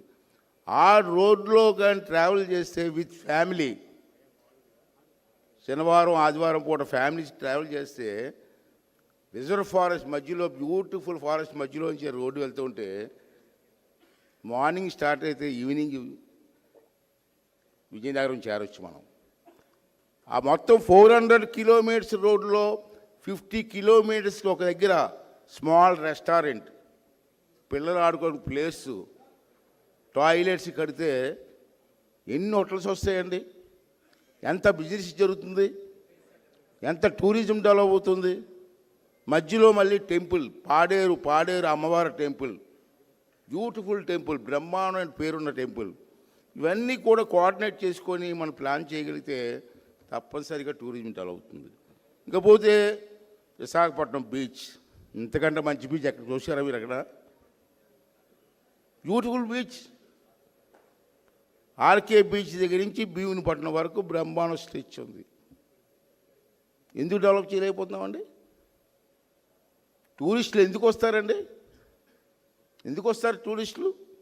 ఫ్యామిలీతో ఎంజాయ్ చేయడానికి వస్తారు, ఫ్రెండ్స్ అంతా కలిసి గ్రూప్గా వస్తారు, ఎంజాయ్ చేస్తారు. విశాఖపట్నం బీచ్కి వచ్చి టీ తాగుతాడని వస్తారండి ఎక్కడి నుంచానన్నా? అర్థమైందా మీరు చెప్పింది? చెన్నై నుంచి, హైదరాబాద్ నుంచి విశాఖపట్నం బీచ్లో కూర్చొని వాడు టీ తాగడానికి వస్తాడు ఎవడన్నా టూరిజంకి? వాడికి ఒక ఎంటర్టైన్మెంట్ కావాలి. ఆ ఎంటర్టైన్మెంట్ ప్రొవైడ్ చేయాలి మనం. గోవా ఎందుకు వెళ్తున్నారండి? ఎంతమంది వెళ్తున్నారు గోవా? వెళ్ళారు అప్పుడు గోవా? వెళ్ళుంటారు, అందరూ వెళ్ళుంటారు నాకు తెలుసు. గోవా ఎందుకు వెళ్తున్నారు?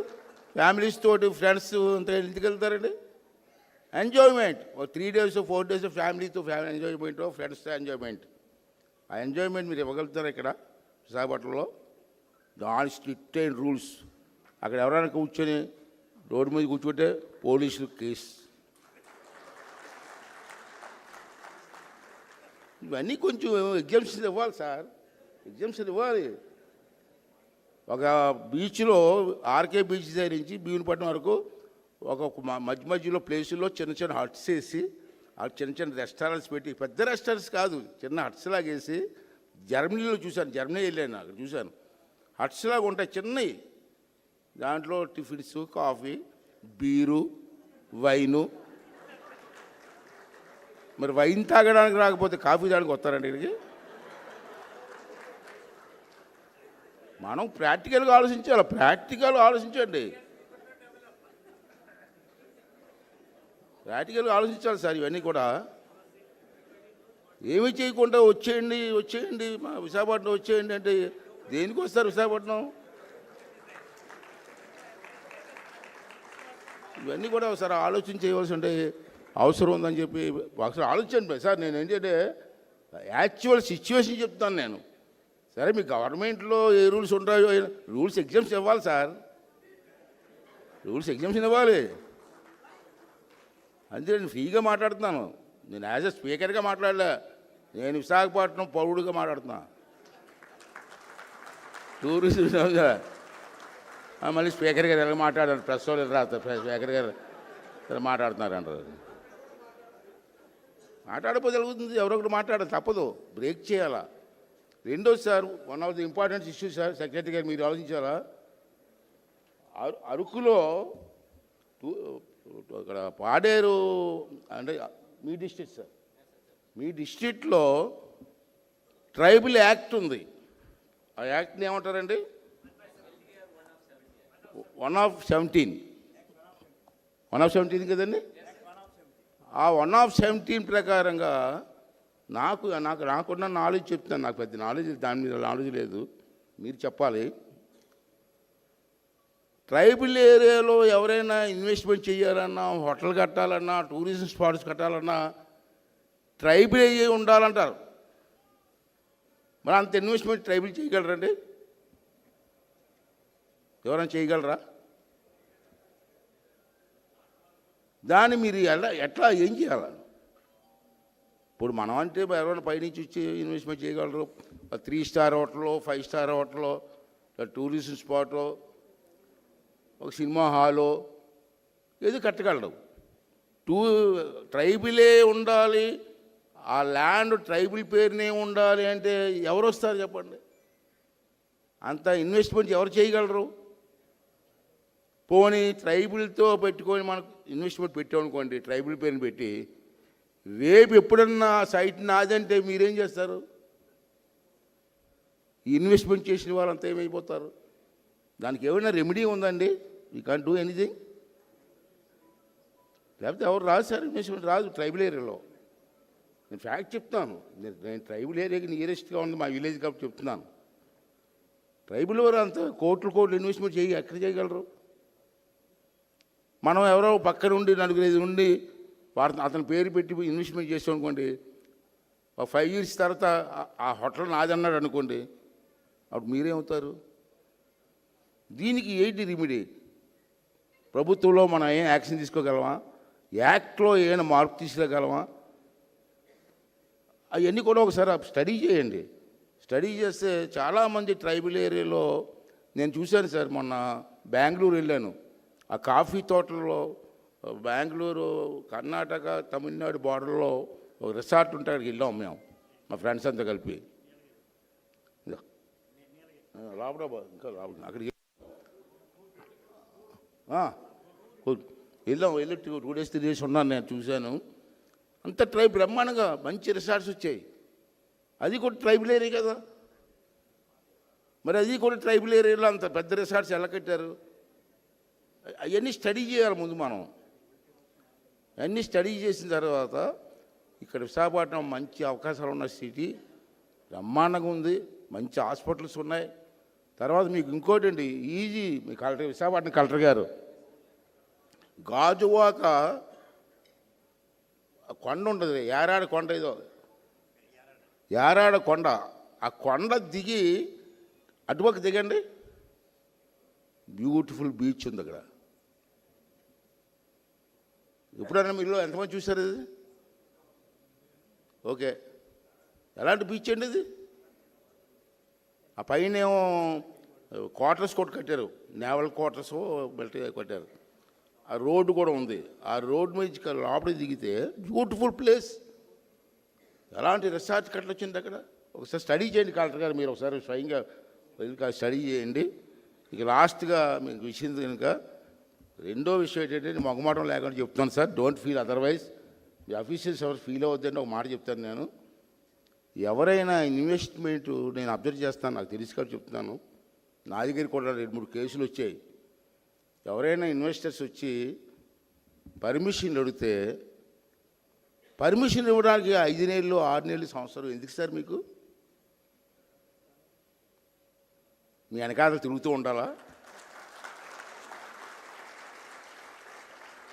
అరే ఇన్వెస్ట్ చేయడానికి వస్తే కాగితం పెడితే మీరు క్లియర్ చేయడానికి ఎస్ ఆర్ నో అని చెప్పడానికి 1 year కావాలా మీకు? ఆ టైం ఫిక్స్ చేయండి sir, with in one week. Application పెట్టిన తర్వాత ఎస్ ఆర్ నో 1 weekలో చెప్పండి.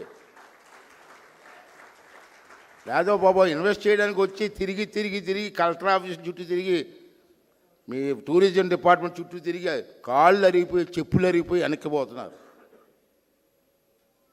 సో ఈ విషయంలో మాత్రం మీ అఫీషియల్స్ మాత్రం తప్పనిసరిగా, మీరు సెక్రటరీ గారు, మీరు సీనియర్ ఆఫీసర్, మీరు టైం ఫిక్స్ చేయండి. విత్ ఇన్ 10 days అప్లికేషన్ వచ్చిన 10 daysలో ఎస్ ఆర్ నో. ఎస్ అనుకుంటే మీ సపోర్ట్ ఏంటి, టూరిజం డిపార్ట్మెంట్ సపోర్ట్ ఏంటి, గవర్నమెంట్ సపోర్ట్ ఏంటి, క్లియర్గా డైరెక్షన్స్ ఇవ్వండి సార్. ఎందుకు టూరిజం డెవలప్ అవుతుంది? రెండోది సార్, స్పోర్ట్స్ ఫెస్టివల్ సార్. మేము మొదటి నుంచి కూడా వాలీబాల్ ప్లేయర్, నేను కూడా ఇక్కడికి అన్నబాబు కానీ మేము అందరూ కూడా వాలీబాల్ ఆడేవాళ్ళం. ఇవాళ మేము వాలీబాల్ చూడడానికి ఇతర దేశాలు వెళ్ళి చూస్తున్నాం. అప్పుడప్పుడు టోర్నమెంట్ జరుగుతున్నప్పుడు మన బీచ్లో బీచ్ వాలీబాల్ ఎందుకు పెట్టకూడదు? మనం బీచ్ కబడ్డీ ఎందుకు పెట్టకూడదు? ప్రత్యేకంగా స్టేడియం, ఓపెన్ స్టేడియం పెట్టి ప్రతి సంవత్సరం కూడా beach volleyball men and women, beach kabaddi men and women national place పిలిపించి పెట్టండి కదా. స్పోర్ట్స్ లవర్స్ ఎంతమంది ఉన్నారు విశాఖపట్నం జిల్లాలో? వాళ్ళందరూ ఎంజాయ్ చేయరా? ఇంతకుముందు మనకి విశాఖపట్నంలో విశాఖ ఫెస్టివల్ అని చేసేవాళ్ళం మనం. ఏమిటి పేరేం బాబు? విశాఖ ఉత్సవం ప్రతి సంవత్సరం చేసేవాళ్ళం. 6 సంవత్సరాల నుంచి అది కూడా లేదు. ఆ 3 రోజులు ఎంత ఆనందంగా ఉండేదండి ఫెస్టివల్తో. ఇటువంటివన్నీ ఎంకరేజ్ చేస్తే ఆటోమేటిక్గా టెంపుల్ టూరిజం ఉంది మనకి. సింహాచలం, శ్రీకాకుళం వరకు ఎన్ని టెంపుల్స్ ఉన్నాయండి? పైన అరకు, పాడేరు, అనకాపల్లి, నౌకాలమ్మ, ఇటువంటి బ్రహ్మాండ టెంపుల్స్ ఉన్నాయి. టెంపుల్ టూరిజం కూడా డెవలప్ చేయొచ్చు మనం. ఇన్ని అవకాశాలు ఉన్నాయి కానీ చేయలేకపోతున్నాం. ఎక్కడో ఫాల్ట్ ఉంది, ఆ ఫాల్ట్ని సరిదిద్దండి సార్. మీకు బాగా సీనియర్ ఆఫీసర్స్ ఉన్నారు ఇక్కడ. మంత్రి గారు మంచి అతనితో ఈ మధ్య చాలాసార్లు మాట్లాడే ఫోన్లో. అతను కూడా ఏదో చేయాలా, అయిన పోదరి గారు ఏదో చేయాలని తపంతో ఉన్నారు. ఇవన్నీ కూడా ఉపయోగించుకొని ఈ అఫీషియల్స్ కూడా పాజిటివ్ మైండ్ పెట్టుకొని, నెగిటివ్ మైండ్ వద్దు అఫీషియల్స్కి విషయంలో. పాజిటివ్ మైండ్తో క్లియర్ చేసి విశాఖపట్నాన్ని బ్రహ్మాండ టూరిజం స్పాట్గా డెవలప్ చేయాలని చెప్పి ఈ సందర్భంలో మీ అందరి తరపున మరి మంత్రి గారు శ్రద్ధ తీసుకోండి. మీకు కావాల్సిన సపోర్ట్ మేము ఇవ్వడానికి మేము ఎప్పుడూ సిద్ధంగా ఉంటామని చెప్పి ఈ సందర్భంలో మనవి చేస్తూ నాకు ఈ అవకాశం ఇచ్చిన మీ అందరికీ కూడా ధన్యవాదాలు తెలుపుకొని సెలవు తీసుకుంటాను. Thank you very much.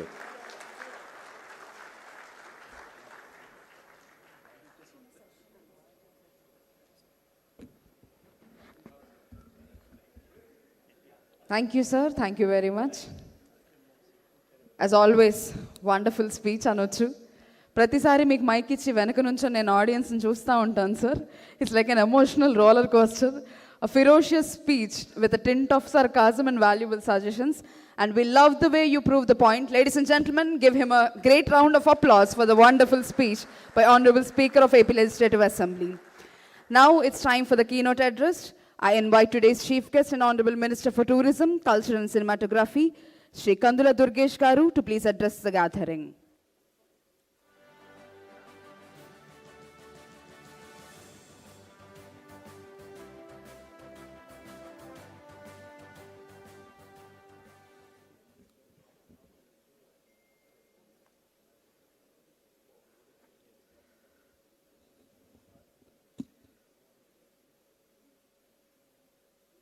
ముందుగా ఈ కార్యక్రమానికి విశిష్ట అతిథిగా విచ్చేసినటువంటి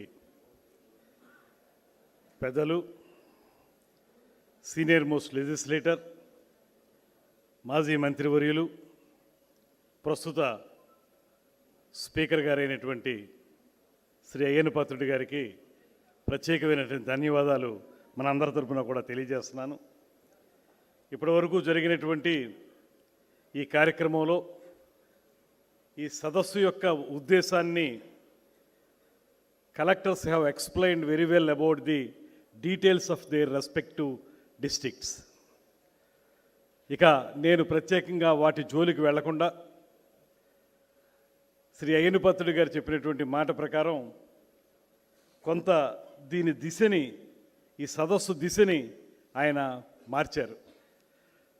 స్పీకర్గా అధ్యక్ష స్థానంలో ఉండి ఎలాగైతే మమ్మల్ని అందరినీ ఒక లైన్లో పెడతారో అలాగే ఇప్పుడు వారు కూడా ఈ సదస్సు యొక్క దిశను కూడా ఆ రకంగా మార్చినందుకు వారికి ప్రత్యేకమైనటువంటి ధన్యవాదాలు తెలియజేస్తూ, ఈనాటి కార్యక్రమంలో పాలు పంచుకుంటున్నటువంటి ఈ మధ్యకాలంలోనే టూరిజంకి సెక్రటరీగా వచ్చినటువంటి అజయ్ జైన్ గారు, అదేవిధంగా ఈ కార్యక్రమాన్ని తన భుజస్కంధాల మీద వేసుకుని అద్భుతంగా నిర్వహిస్తున్నటువంటి ఎండి ఆమ్రపాలి గారు, ఏపీటీడీసీ చైర్మన్ మిత్రులు నూకసాని బాలాజీ గారు, అదేవిధంగా శాసనసభ్యులు సీనియర్ మోస్ట్ లెజిస్లేటర్ వారు కూడా బండారు సత్యనారాయణమూర్తి గారు, శ్రీమతి లోకం మాధవి గారు, అదేవిధంగా విశాఖపట్నం జిల్లా కలెక్టర్ గారు హరీంద్ర ప్రసాద్ గారు, ఏఎస్ఆర్ జిల్లా కలెక్టర్ గారు దినేష్ కుమార్ గారు, అనకాపల్లి కలెక్టర్ గారు విజయకృష్ణన్ గారు,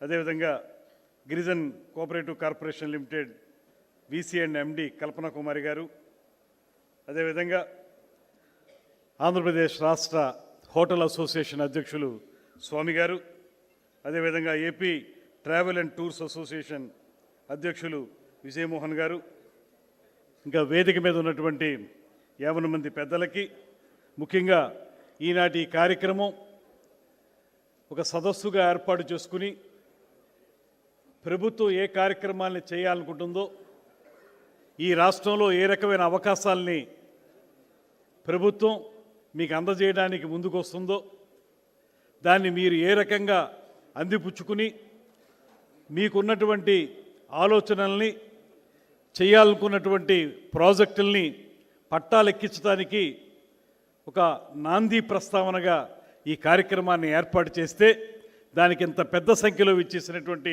ఇన్వెస్టర్స్ అందరికీ కూడా ప్రత్యేకమైనటువంటి నమస్కారాలు తెలియజేస్తున్నాను. ముఖ్యంగా ఈరోజు చాలా విషయాలు కలెక్టర్స్ అందరూ కూడా వివిధ జిల్లాల్లో ఉన్నటువంటి అన్ని అంశాలని కూడా తెలియజెప్పారు. ఇక ముఖ్యంగా నేను చెప్పదలుచుకున్నది ఒక అందమైనటువంటి ప్రకృతి సౌందర్యం ఒక పక్కన, అద్భుతమైనటువంటి అటవీ సంపద మరో పక్కన, చాలా సుదీర్ఘమైనటువంటి పొడవుగా ఉన్నటువంటి సముద్ర తీరం మరో పక్కన ఇలాంటి అద్భుతమైనటువంటి పర్యాటక హితమైనటువంటి అంశాలతోటి నవనవోన్మేష సుందర వదనార విందగా విరాజిల్లుతున్నటువంటి ఉత్తరాంధ్ర ప్రాంతం. ఈ ప్రాంతానికి సంబంధించి ఇక్కడ ఒక ప్రాంతీయ సదస్సును ఏర్పాటు చేసుకోవడం ద్వారా గతంలో స్పీకర్ గారు చెప్పినట్లుగా ఒక 5 సంవత్సరాల పాటు గతి తప్పినటువంటి ఈ పర్యాటక రంగాన్ని మళ్ళీ పట్టాలెక్కించడానికి ఏ రకమైనటువంటి ప్రయత్నం ఈ ప్రభుత్వం చేస్తుంది అనేటువంటి మాటను మీకు తెలియజెప్పడం ద్వారా మీరు ఔత్సాహికులు ఎవరైతే ఉన్నారో వారు ముందుకు రావటానికి, తద్వారా ఈ ప్రాంతాన్ని పర్యాటక ప్రాజెక్టుల ద్వారా సుసంపన్నం చేయడానికి మీరు ముందుకు వస్తారనేటువంటి ఆలోచనతో ఈ కార్యక్రమాన్ని ఏర్పాటు చేశాం. స్పీకర్ గారు చెప్పినటువంటి అన్ని మాటల్ని నేను ఏకీభిస్తున్నాను. కానీ మమ్మల్ని మీరు కొంచెం, మేము ఇంకా 6 నెలల పసికూనలం, మా పసికూనల్ని కొంచెం కనికరించండి. తప్పనిసరిగా మీరు కోరుకున్న విధానం ఏదైతే ఉందో ఆ విధానంలో ఈ రాష్ట్రంలో పర్యాటక రంగాన్ని అభివృద్ధి చేయడానికి మేము పూర్తిగా కృషి చేస్తాం. అందులో మొట్టమొదటి మెట్టుగా మీ అందరికీ కూడా మనవి చేస్తున్నాం.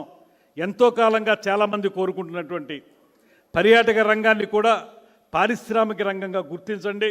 తద్వారా పారిశ్రామిక రంగానికి ఇచ్చేటువంటి రాయితీల్ని మాకు కూడా ఇవ్వండి అనేటువంటి మాట మనం చాలా కాలంగా వింటూ ఉన్నాం.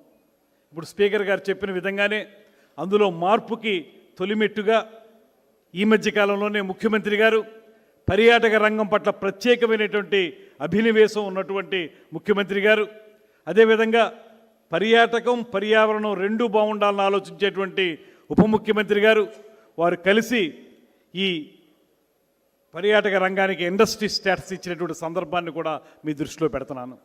ఏవైతే పరిశ్రమలకు ఇచ్చేటువంటి రాయితీలు ఉంటాయో ఆ రాయితీలన్నీ కూడా పర్యాటక ప్రాజెక్టులకు ఇవ్వాలనేటువంటి ఆలోచన చేయడానికి కారణం ఏంటంటే, ఏదైతే పెద్దలు చెప్పినటువంటి మాటల్ని సాకారం చేయటానికే ఆ కార్యక్రమాన్ని చేపట్టాం. అదేవిధంగా మరొక ముఖ్యమైనటువంటి అంశం, ఒక కొత్త పాలసీని కూడా వెంటనే తీసుకురావడం జరిగింది. దానికి టూరిజం డిపార్ట్మెంట్లో ఉన్నటువంటి అందరికీ కూడా ప్రత్యేకమైనటువంటి అభినందనలు తెలియజేస్తున్నాను.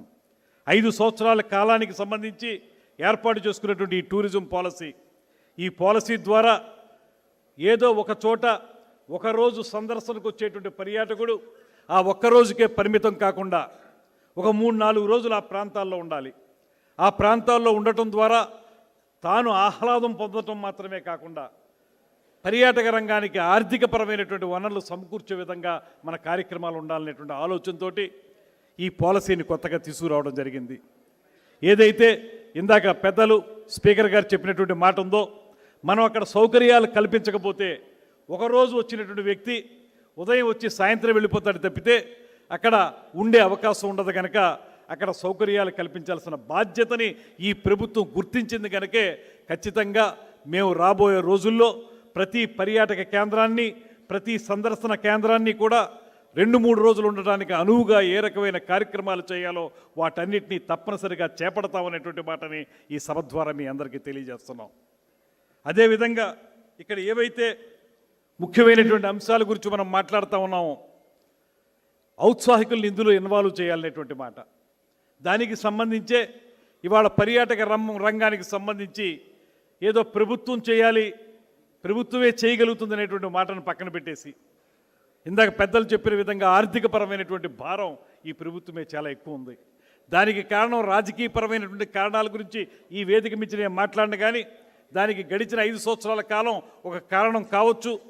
దానివల్ల ఆర్థికపరమైన భారం ఈ ప్రభుత్వం మీద పడినప్పటికీ కూడా ఇవాళ దీన్ని పర్యాటక రంగాన్ని అన్ని ఇజాల కంటే కూడా టూరిజమే ఇక రాబోయే రోజుల్లో ప్రధానం అవుతుందనేటువంటి మాట ముఖ్యమంత్రి గారు ఏదైతే చెబుతున్నారో ఆ ప్రకారంగా ఈ కార్యక్రమాన్ని చేపట్టడానికి పబ్లిక్ ప్రైవేట్ పార్ట్నర్షిప్ తోటి ఈ కార్యక్రమాలను ముందుకు తీసుకెళ్లాలని ఆలోచన చేస్తూ ఉన్నాం. దాంతోపాటు ముఖ్యమంత్రి గారు ఈ మధ్యకాలంలో చెప్పారు, పబ్లిక్ ప్రైవేట్ పార్ట్నర్షిప్ మాత్రమే కాదు, పబ్లిక్ ప్రైవేట్ పీపుల్ పార్టిసిపేషన్ P4గా దీన్ని రూపాంతరం చేసి కార్యక్రమాలు చేపట్టాలని. అందులో భాగంగానే ఇవాళ మీ అందరితో కలిసి కూర్చోవటం. పర్యాటక రంగం అభివృద్ధి చెందాలంటే దానికి సంబంధించినటువంటి ఒక కార్యాచరణ మనకు చాలా అవసరం.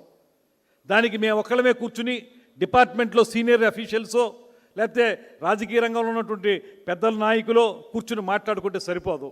క్షేత్రస్థాయిలో ఎవరైతే ఔత్సాహికులు ఉన్నారో, ఎవరైతే ఉత్తమమైనటువంటి ప్రాజెక్టులు నిర్మించాలనేటువంటి ఆలోచనలు ఉన్నారో వారి యొక్క భావజాలాన్ని కూడా ఇందులో పొందుపరచాలి. మీరు అక్కడి నుంచి చెప్పే మాటలే మాకు శిరోధారి అవుతాయి తప్పితే టాప్ డౌన్ అప్రోచ్ అనేది మేము ఇష్టపడడం లేదు.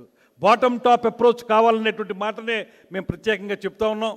అందుకే ఈ సదస్సులను ఏర్పాటు చేయటం. విజయవాడలో ఒక కేంద్రీకృతమైనటువంటి సదస్సును ఏర్పాటు చేసాం.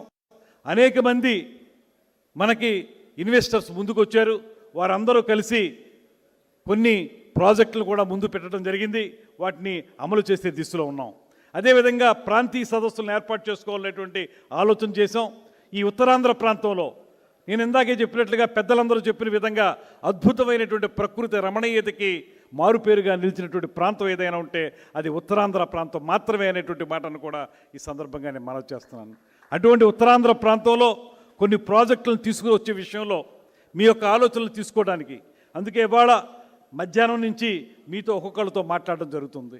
ఎవరైతే ముఖ్యమైన వ్యక్తులు కొన్ని ప్రాజెక్టులు చేయాలనుకుంటున్నారో వారందరినీ కూడా ఒక్కొక్కరితో మాట్లాడి వారి ఆలోచనలు తీసుకుని ప్రాజెక్టులను ముందుకు తీసుకెళ్ళడానికి ఇక్కడ మేము చెప్పే మాటలతో పాటు ఇందాక ఏదైతే పెద్దలు స్పీకర్ గారు చెప్పిన మాటలకు ప్రతి ఒక్కరు కూడా స్పందించారు. మీరు స్పందించారంటే మీకు కొన్ని ఆలోచనలు ఉన్నాయి. ఏ రకంగా పర్యాటక రంగం ఉంటే బాగుంటుందనేటువంటి ఆలోచన మీలో ఉందగనకే దానికి అంత బాగా స్పందించారు. ఆ రకమైన కార్యక్రమాలు మీరు చెప్పినట్లుగానే ఎంటర్టైన్మెంట్ లేకపోతే పర్యాటక రంగం లేదు. ఆ ఎంటర్టైన్మెంట్ అంటే ఇవాళ మీరు చెప్పిన విధంగానే అది మనం లీగల్గా కూడా ఇస్తున్నాం కనుక ఈ లిక్కర్కి సంబంధించినటువంటి అవకాశాలను ఇవ్వటం. అదేవిధంగా చాలామంది క్రూజుల గురించి మాట్లాడుతూ ఉన్నారు. ఎక్కడో గోవాలో మన డబ్బంతా వెళ్ళిపోతుంది, శ్రీలంకకి మన డబ్బంతా వెళ్ళిపోతుంది. ఇటువంటి నేపథ్యంలో మన ప్రాంతాల్లో మనం ఎందుకు క్రూజ్ ఎంటర్టైన్మెంట్ని ప్రారంభించకూడదు? మొత్తం ఏ రాష్ట్రానికి లేనటువంటి 974 కిలోమీటర్ల పొడవునా ఉన్నటువంటి సముద్ర తీరం మనకు ఉన్నటువంటి గొప్ప వరం. ఇంత పొడవైనటువంటి సముద్ర తీరం ఉన్నప్పుడు ఇక్కడ మనం క్రూజ్ ఎంటర్టైన్మెంట్ని ఎందుకు టేకప్ చేయకూడదు? దీని గురించి ఒక ప్రయత్నం చేస్తూ ఉన్నాం. గతంలో ప్రారంభించినటువంటి ఒక కార్యక్రమం ఇక్కడి నుంచే ప్రారంభించారు.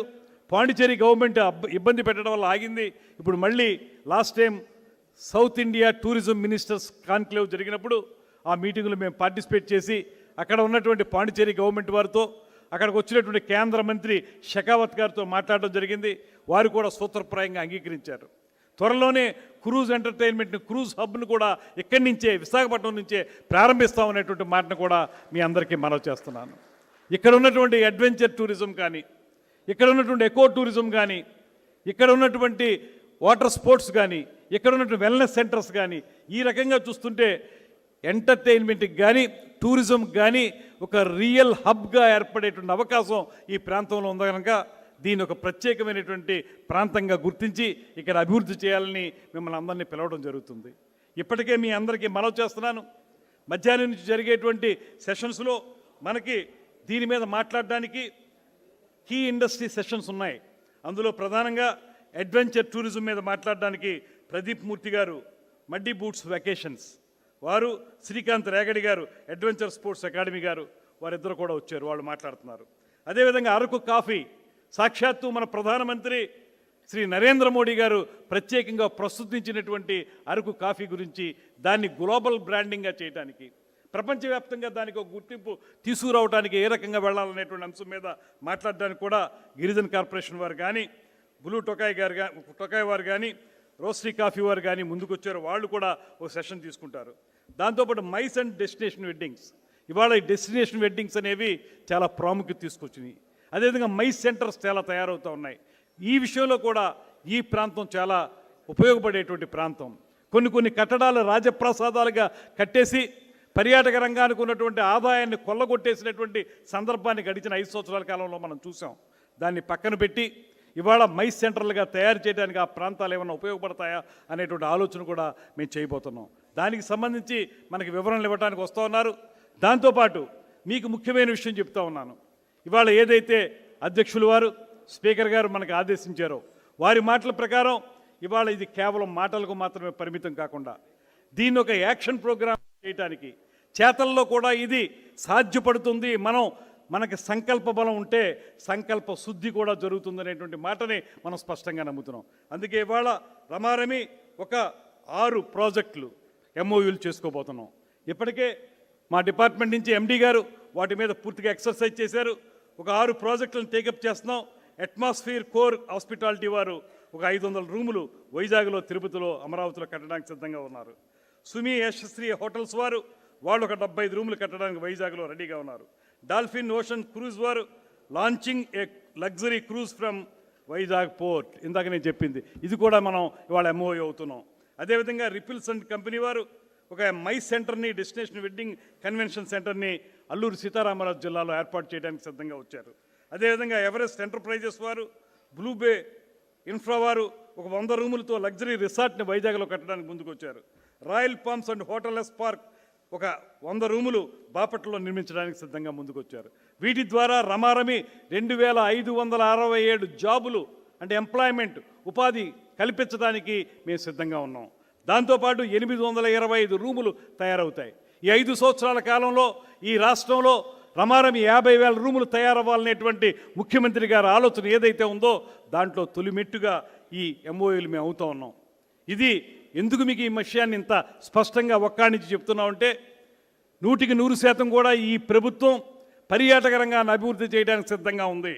ఇందాక పెద్దలు చెప్పినటువంటి ఏ ఇబ్బందులు అయితే ఉన్నాయో వాటిని అధిగమించడానికి ఏ రకంగా ముందుకు వెళ్ళాలనేటువంటి దాని మీద ప్రయత్నం చేస్తూ ఉన్నాం. దాంట్లో ముందుగా చెప్తా ఉన్నాను, ఇంకా అది పూర్తిగా మనకు నిర్ణయం కాలేదు కాబట్టి చెప్పలేం, కానీ పూర్తిగా సూత్రప్రాయంగా ఒక రకమైనటువంటి ఆలోచన వచ్చింది. ముఖ్యమంత్రి గారి దగ్గరికి వెళ్ళి మేము చెప్పాం, ఇవాళ 66 లక్షలు ఉన్నటువంటి లిక్కర్ బార్ లైసెన్సు స్టార్ హోటల్స్లో అంత పెద్ద మొత్తంలో ఉంటే ఎవరు కట్టలేకపోతున్నారు, అవి లాభసాటిగా నడవటం లేదు, ఇబ్బంది పడుతున్నాయంటే దాన్ని కొంచెం తగ్గించండి, ఒక 20 లక్షలకు తగ్గించండి అనేటువంటి రిప్రజెంటేషన్ ఇస్తాం. దాని మీద ముఖ్యమంత్రి గారు కూడా త్వరలో ఒక నిర్ణయం తీసుకోబోతున్నారు.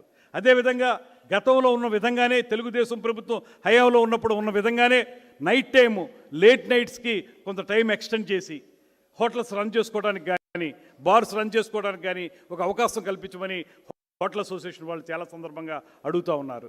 దాన్ని కూడా తప్పనిసరిగా మేము చేస్తూ ఉన్నాం.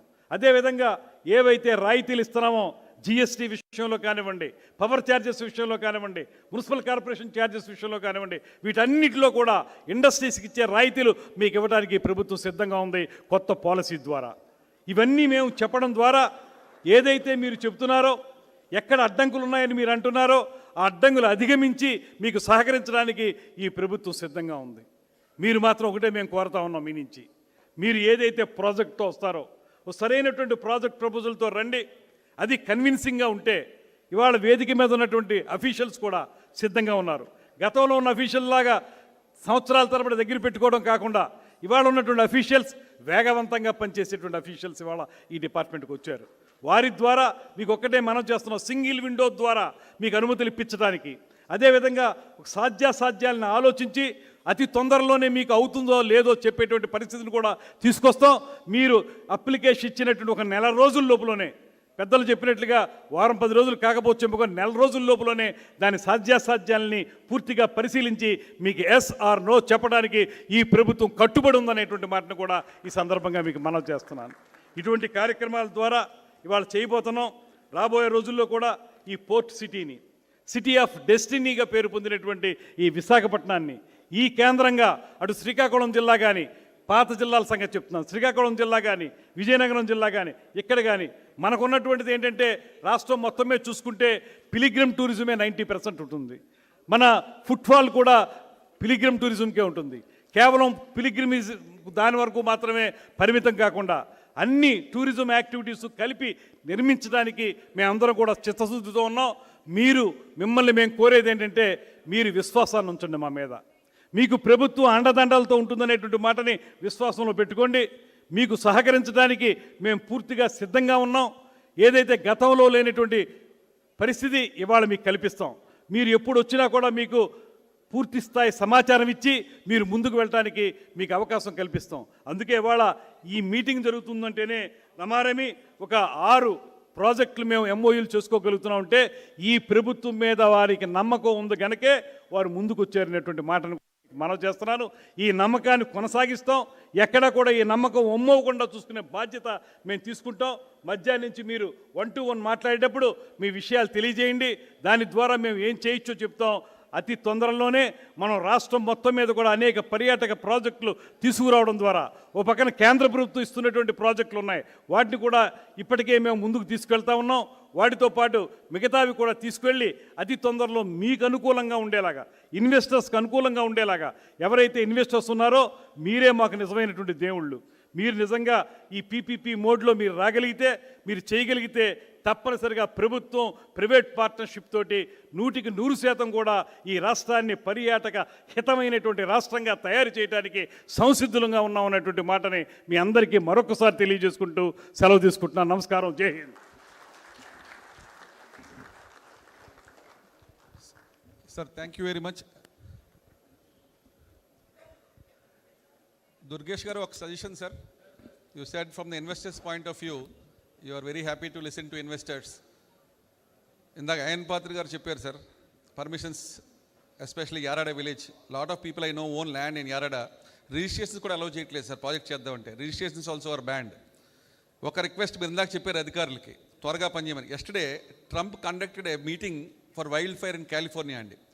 అక్కడ ఇల్లు కట్టుకుంటే పర్మిషన్ 18 నెలలు పడుతుందండి. ఆయన అడిగారు ట్రంప్ గవర్నర్ని, వై టేక్ 18 months అంటే, లేదండి నేను 1 weekలో చేసేస్తానని చెప్పి ఆవిడిస్తే, no I want it tomorrow morning అన్నారండి president of US. That is the way the world is working అండి. I request our officials to follow the footsteps. And only one request sir, incentives last 5 yearsలో రాలేదు. మీరు అన్నట్టు మనం కష్టమైన పరిస్థితుల్లో ఉన్నాం కాబట్టి ఇన్వెస్టర్స్ ఏమని రిక్వెస్ట్ చేస్తారంటే, అయన్ పాత్ర గారు, ఈ ఇన్సెంటివ్ మీరు ఏదైతే ఇద్దాం అనుకుంటున్నారో అది ఒక ఇన్సెంటివ్ ట్రేడబుల్ సర్టిఫికేట్ కింద ఇస్తే, అది మీరు స్టాంప్ డ్యూటీకి, మున్సిపల్ అప్రూవల్కి, మున్సిపల్ ట్యాక్స్కి సబ్మిట్ చేస్తే వాళ్ళకి ఏమి నష్టం, ఆ సర్టిఫికేట్తో గవర్నమెంట్ది క్లెయిమ్ చేసుకుంటారు. మాకు 0 cost ఎంట్రీ ఇంటూ ఆంధ్రప్రదేశ్ అండి. ఫర్ ఎగ్జాంపుల్ ఇప్పుడు ఒక మైస్ సెంటర్ కట్టాలనుకోండి, ఒక 20 కోట్లు పెట్టి, దానికి 2-3 కోట్లు మున్సిపల్ ప్లాన్ అప్రూవల్కి అవుతుంది Ajay జైన్జీ.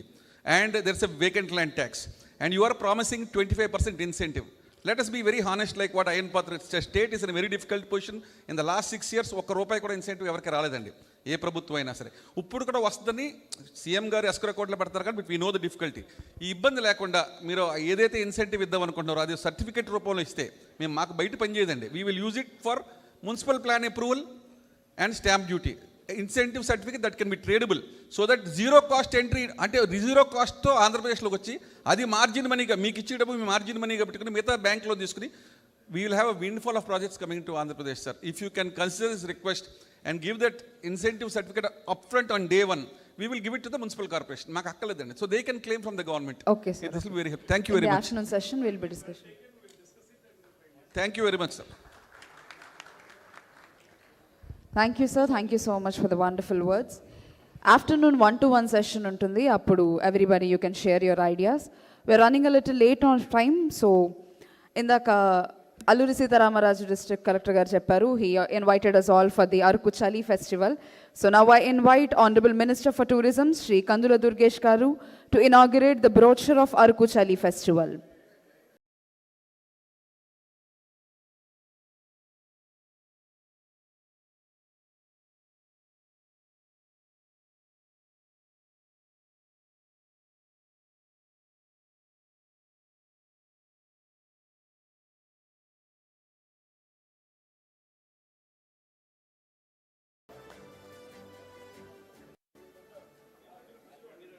Liquid text.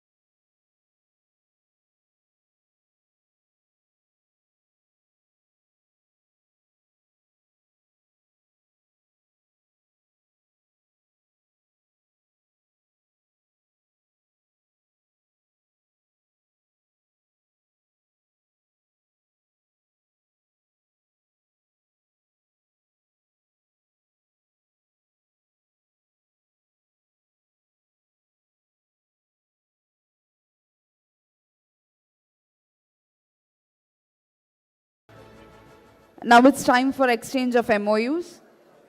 I'll be reading out the names. I request everyone who are concerned with this to please come on to the dais. Exchange of MoUs. Atmosphere Hospitality Private Limited.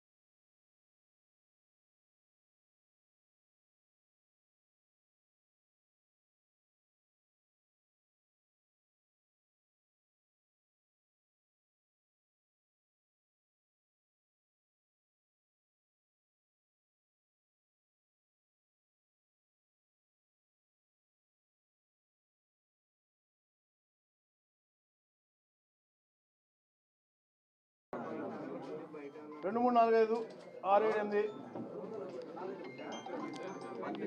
అరే వచ్చినదే sir సమోసాలు గిమోసాలు తెప్పించి పెట్టండి తెప్పించి పెట్టండి వచ్చినందుక నాలుగన్నా ఏమన్నా మీకన్నా పూజలు బిస్కెట్లు లేదన్నా సెట్ బయట అందరూ బయట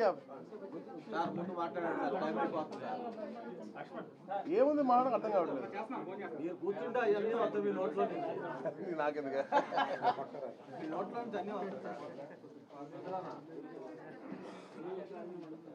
ఇలా పని చేద్దాం ఒకటేనా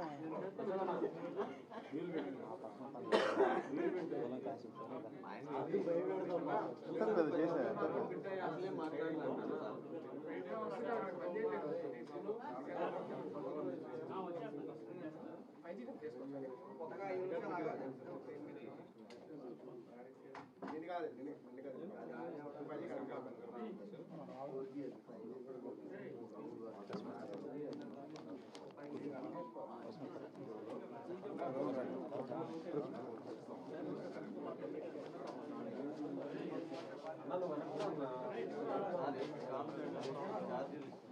తెలుస్తా చెప్తా ఇంతమంది వచ్చారు ఒక లైన్ చెప్తే ఏం బాగుంటుందని 2-3 సబ్జెక్టులు తీసుకో బయటికి అంతే కదా ఒట్టి స్టామ్ పెంచుతున్నా చెప్తే అయిపోద్దా 2-3 తీయాలి బయటికి మళ్ళా ఈ 2-3 చెప్పిన తర్వాత అది దావాస్కి వెళ్దామని వెళ్దామని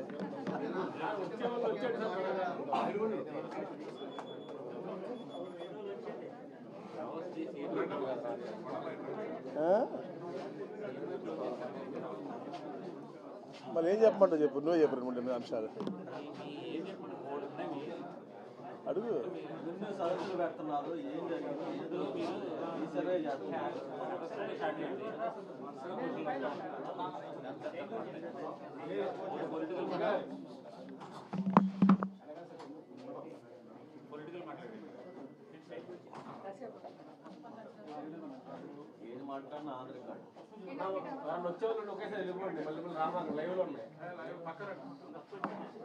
యువకాలం స్టార్ట్ చేయనా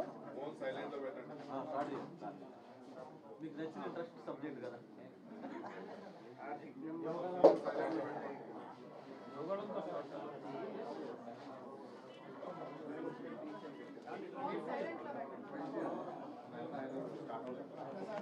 నమస్తే అన్న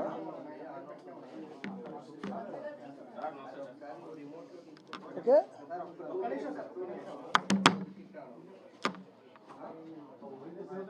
టిఫిన్ గిఫిన్ తెప్పించబడండి రా పిలిచారు ఎట్లా మా వాళ్ళని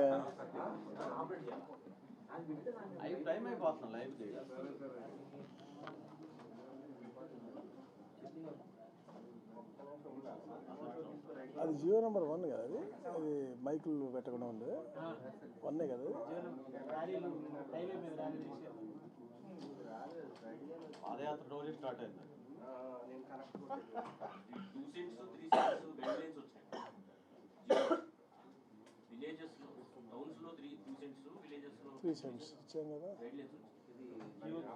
మొన్న క్యాబినెట్ వచ్చింది ఇప్పుడు రేపు క్యాబినెట్కి సింహాచలం ఎండోమెంట్స్ ఒకటి గాజువాక ఒకటి విశాఖపట్నం ఎప్పటి నుంచో ఉన్నటువంటి పెండింగ్ ఉన్నాయన్నీ కూడా రేపు పంచగ్రామాలదే ఎండోమెంట్స్ వేరే గ్రామాలు ఇచ్చి అది నెక్స్ట్ క్యాబినెట్కి వస్తుంది గాజువాక 301 అదొకటి వస్తుంది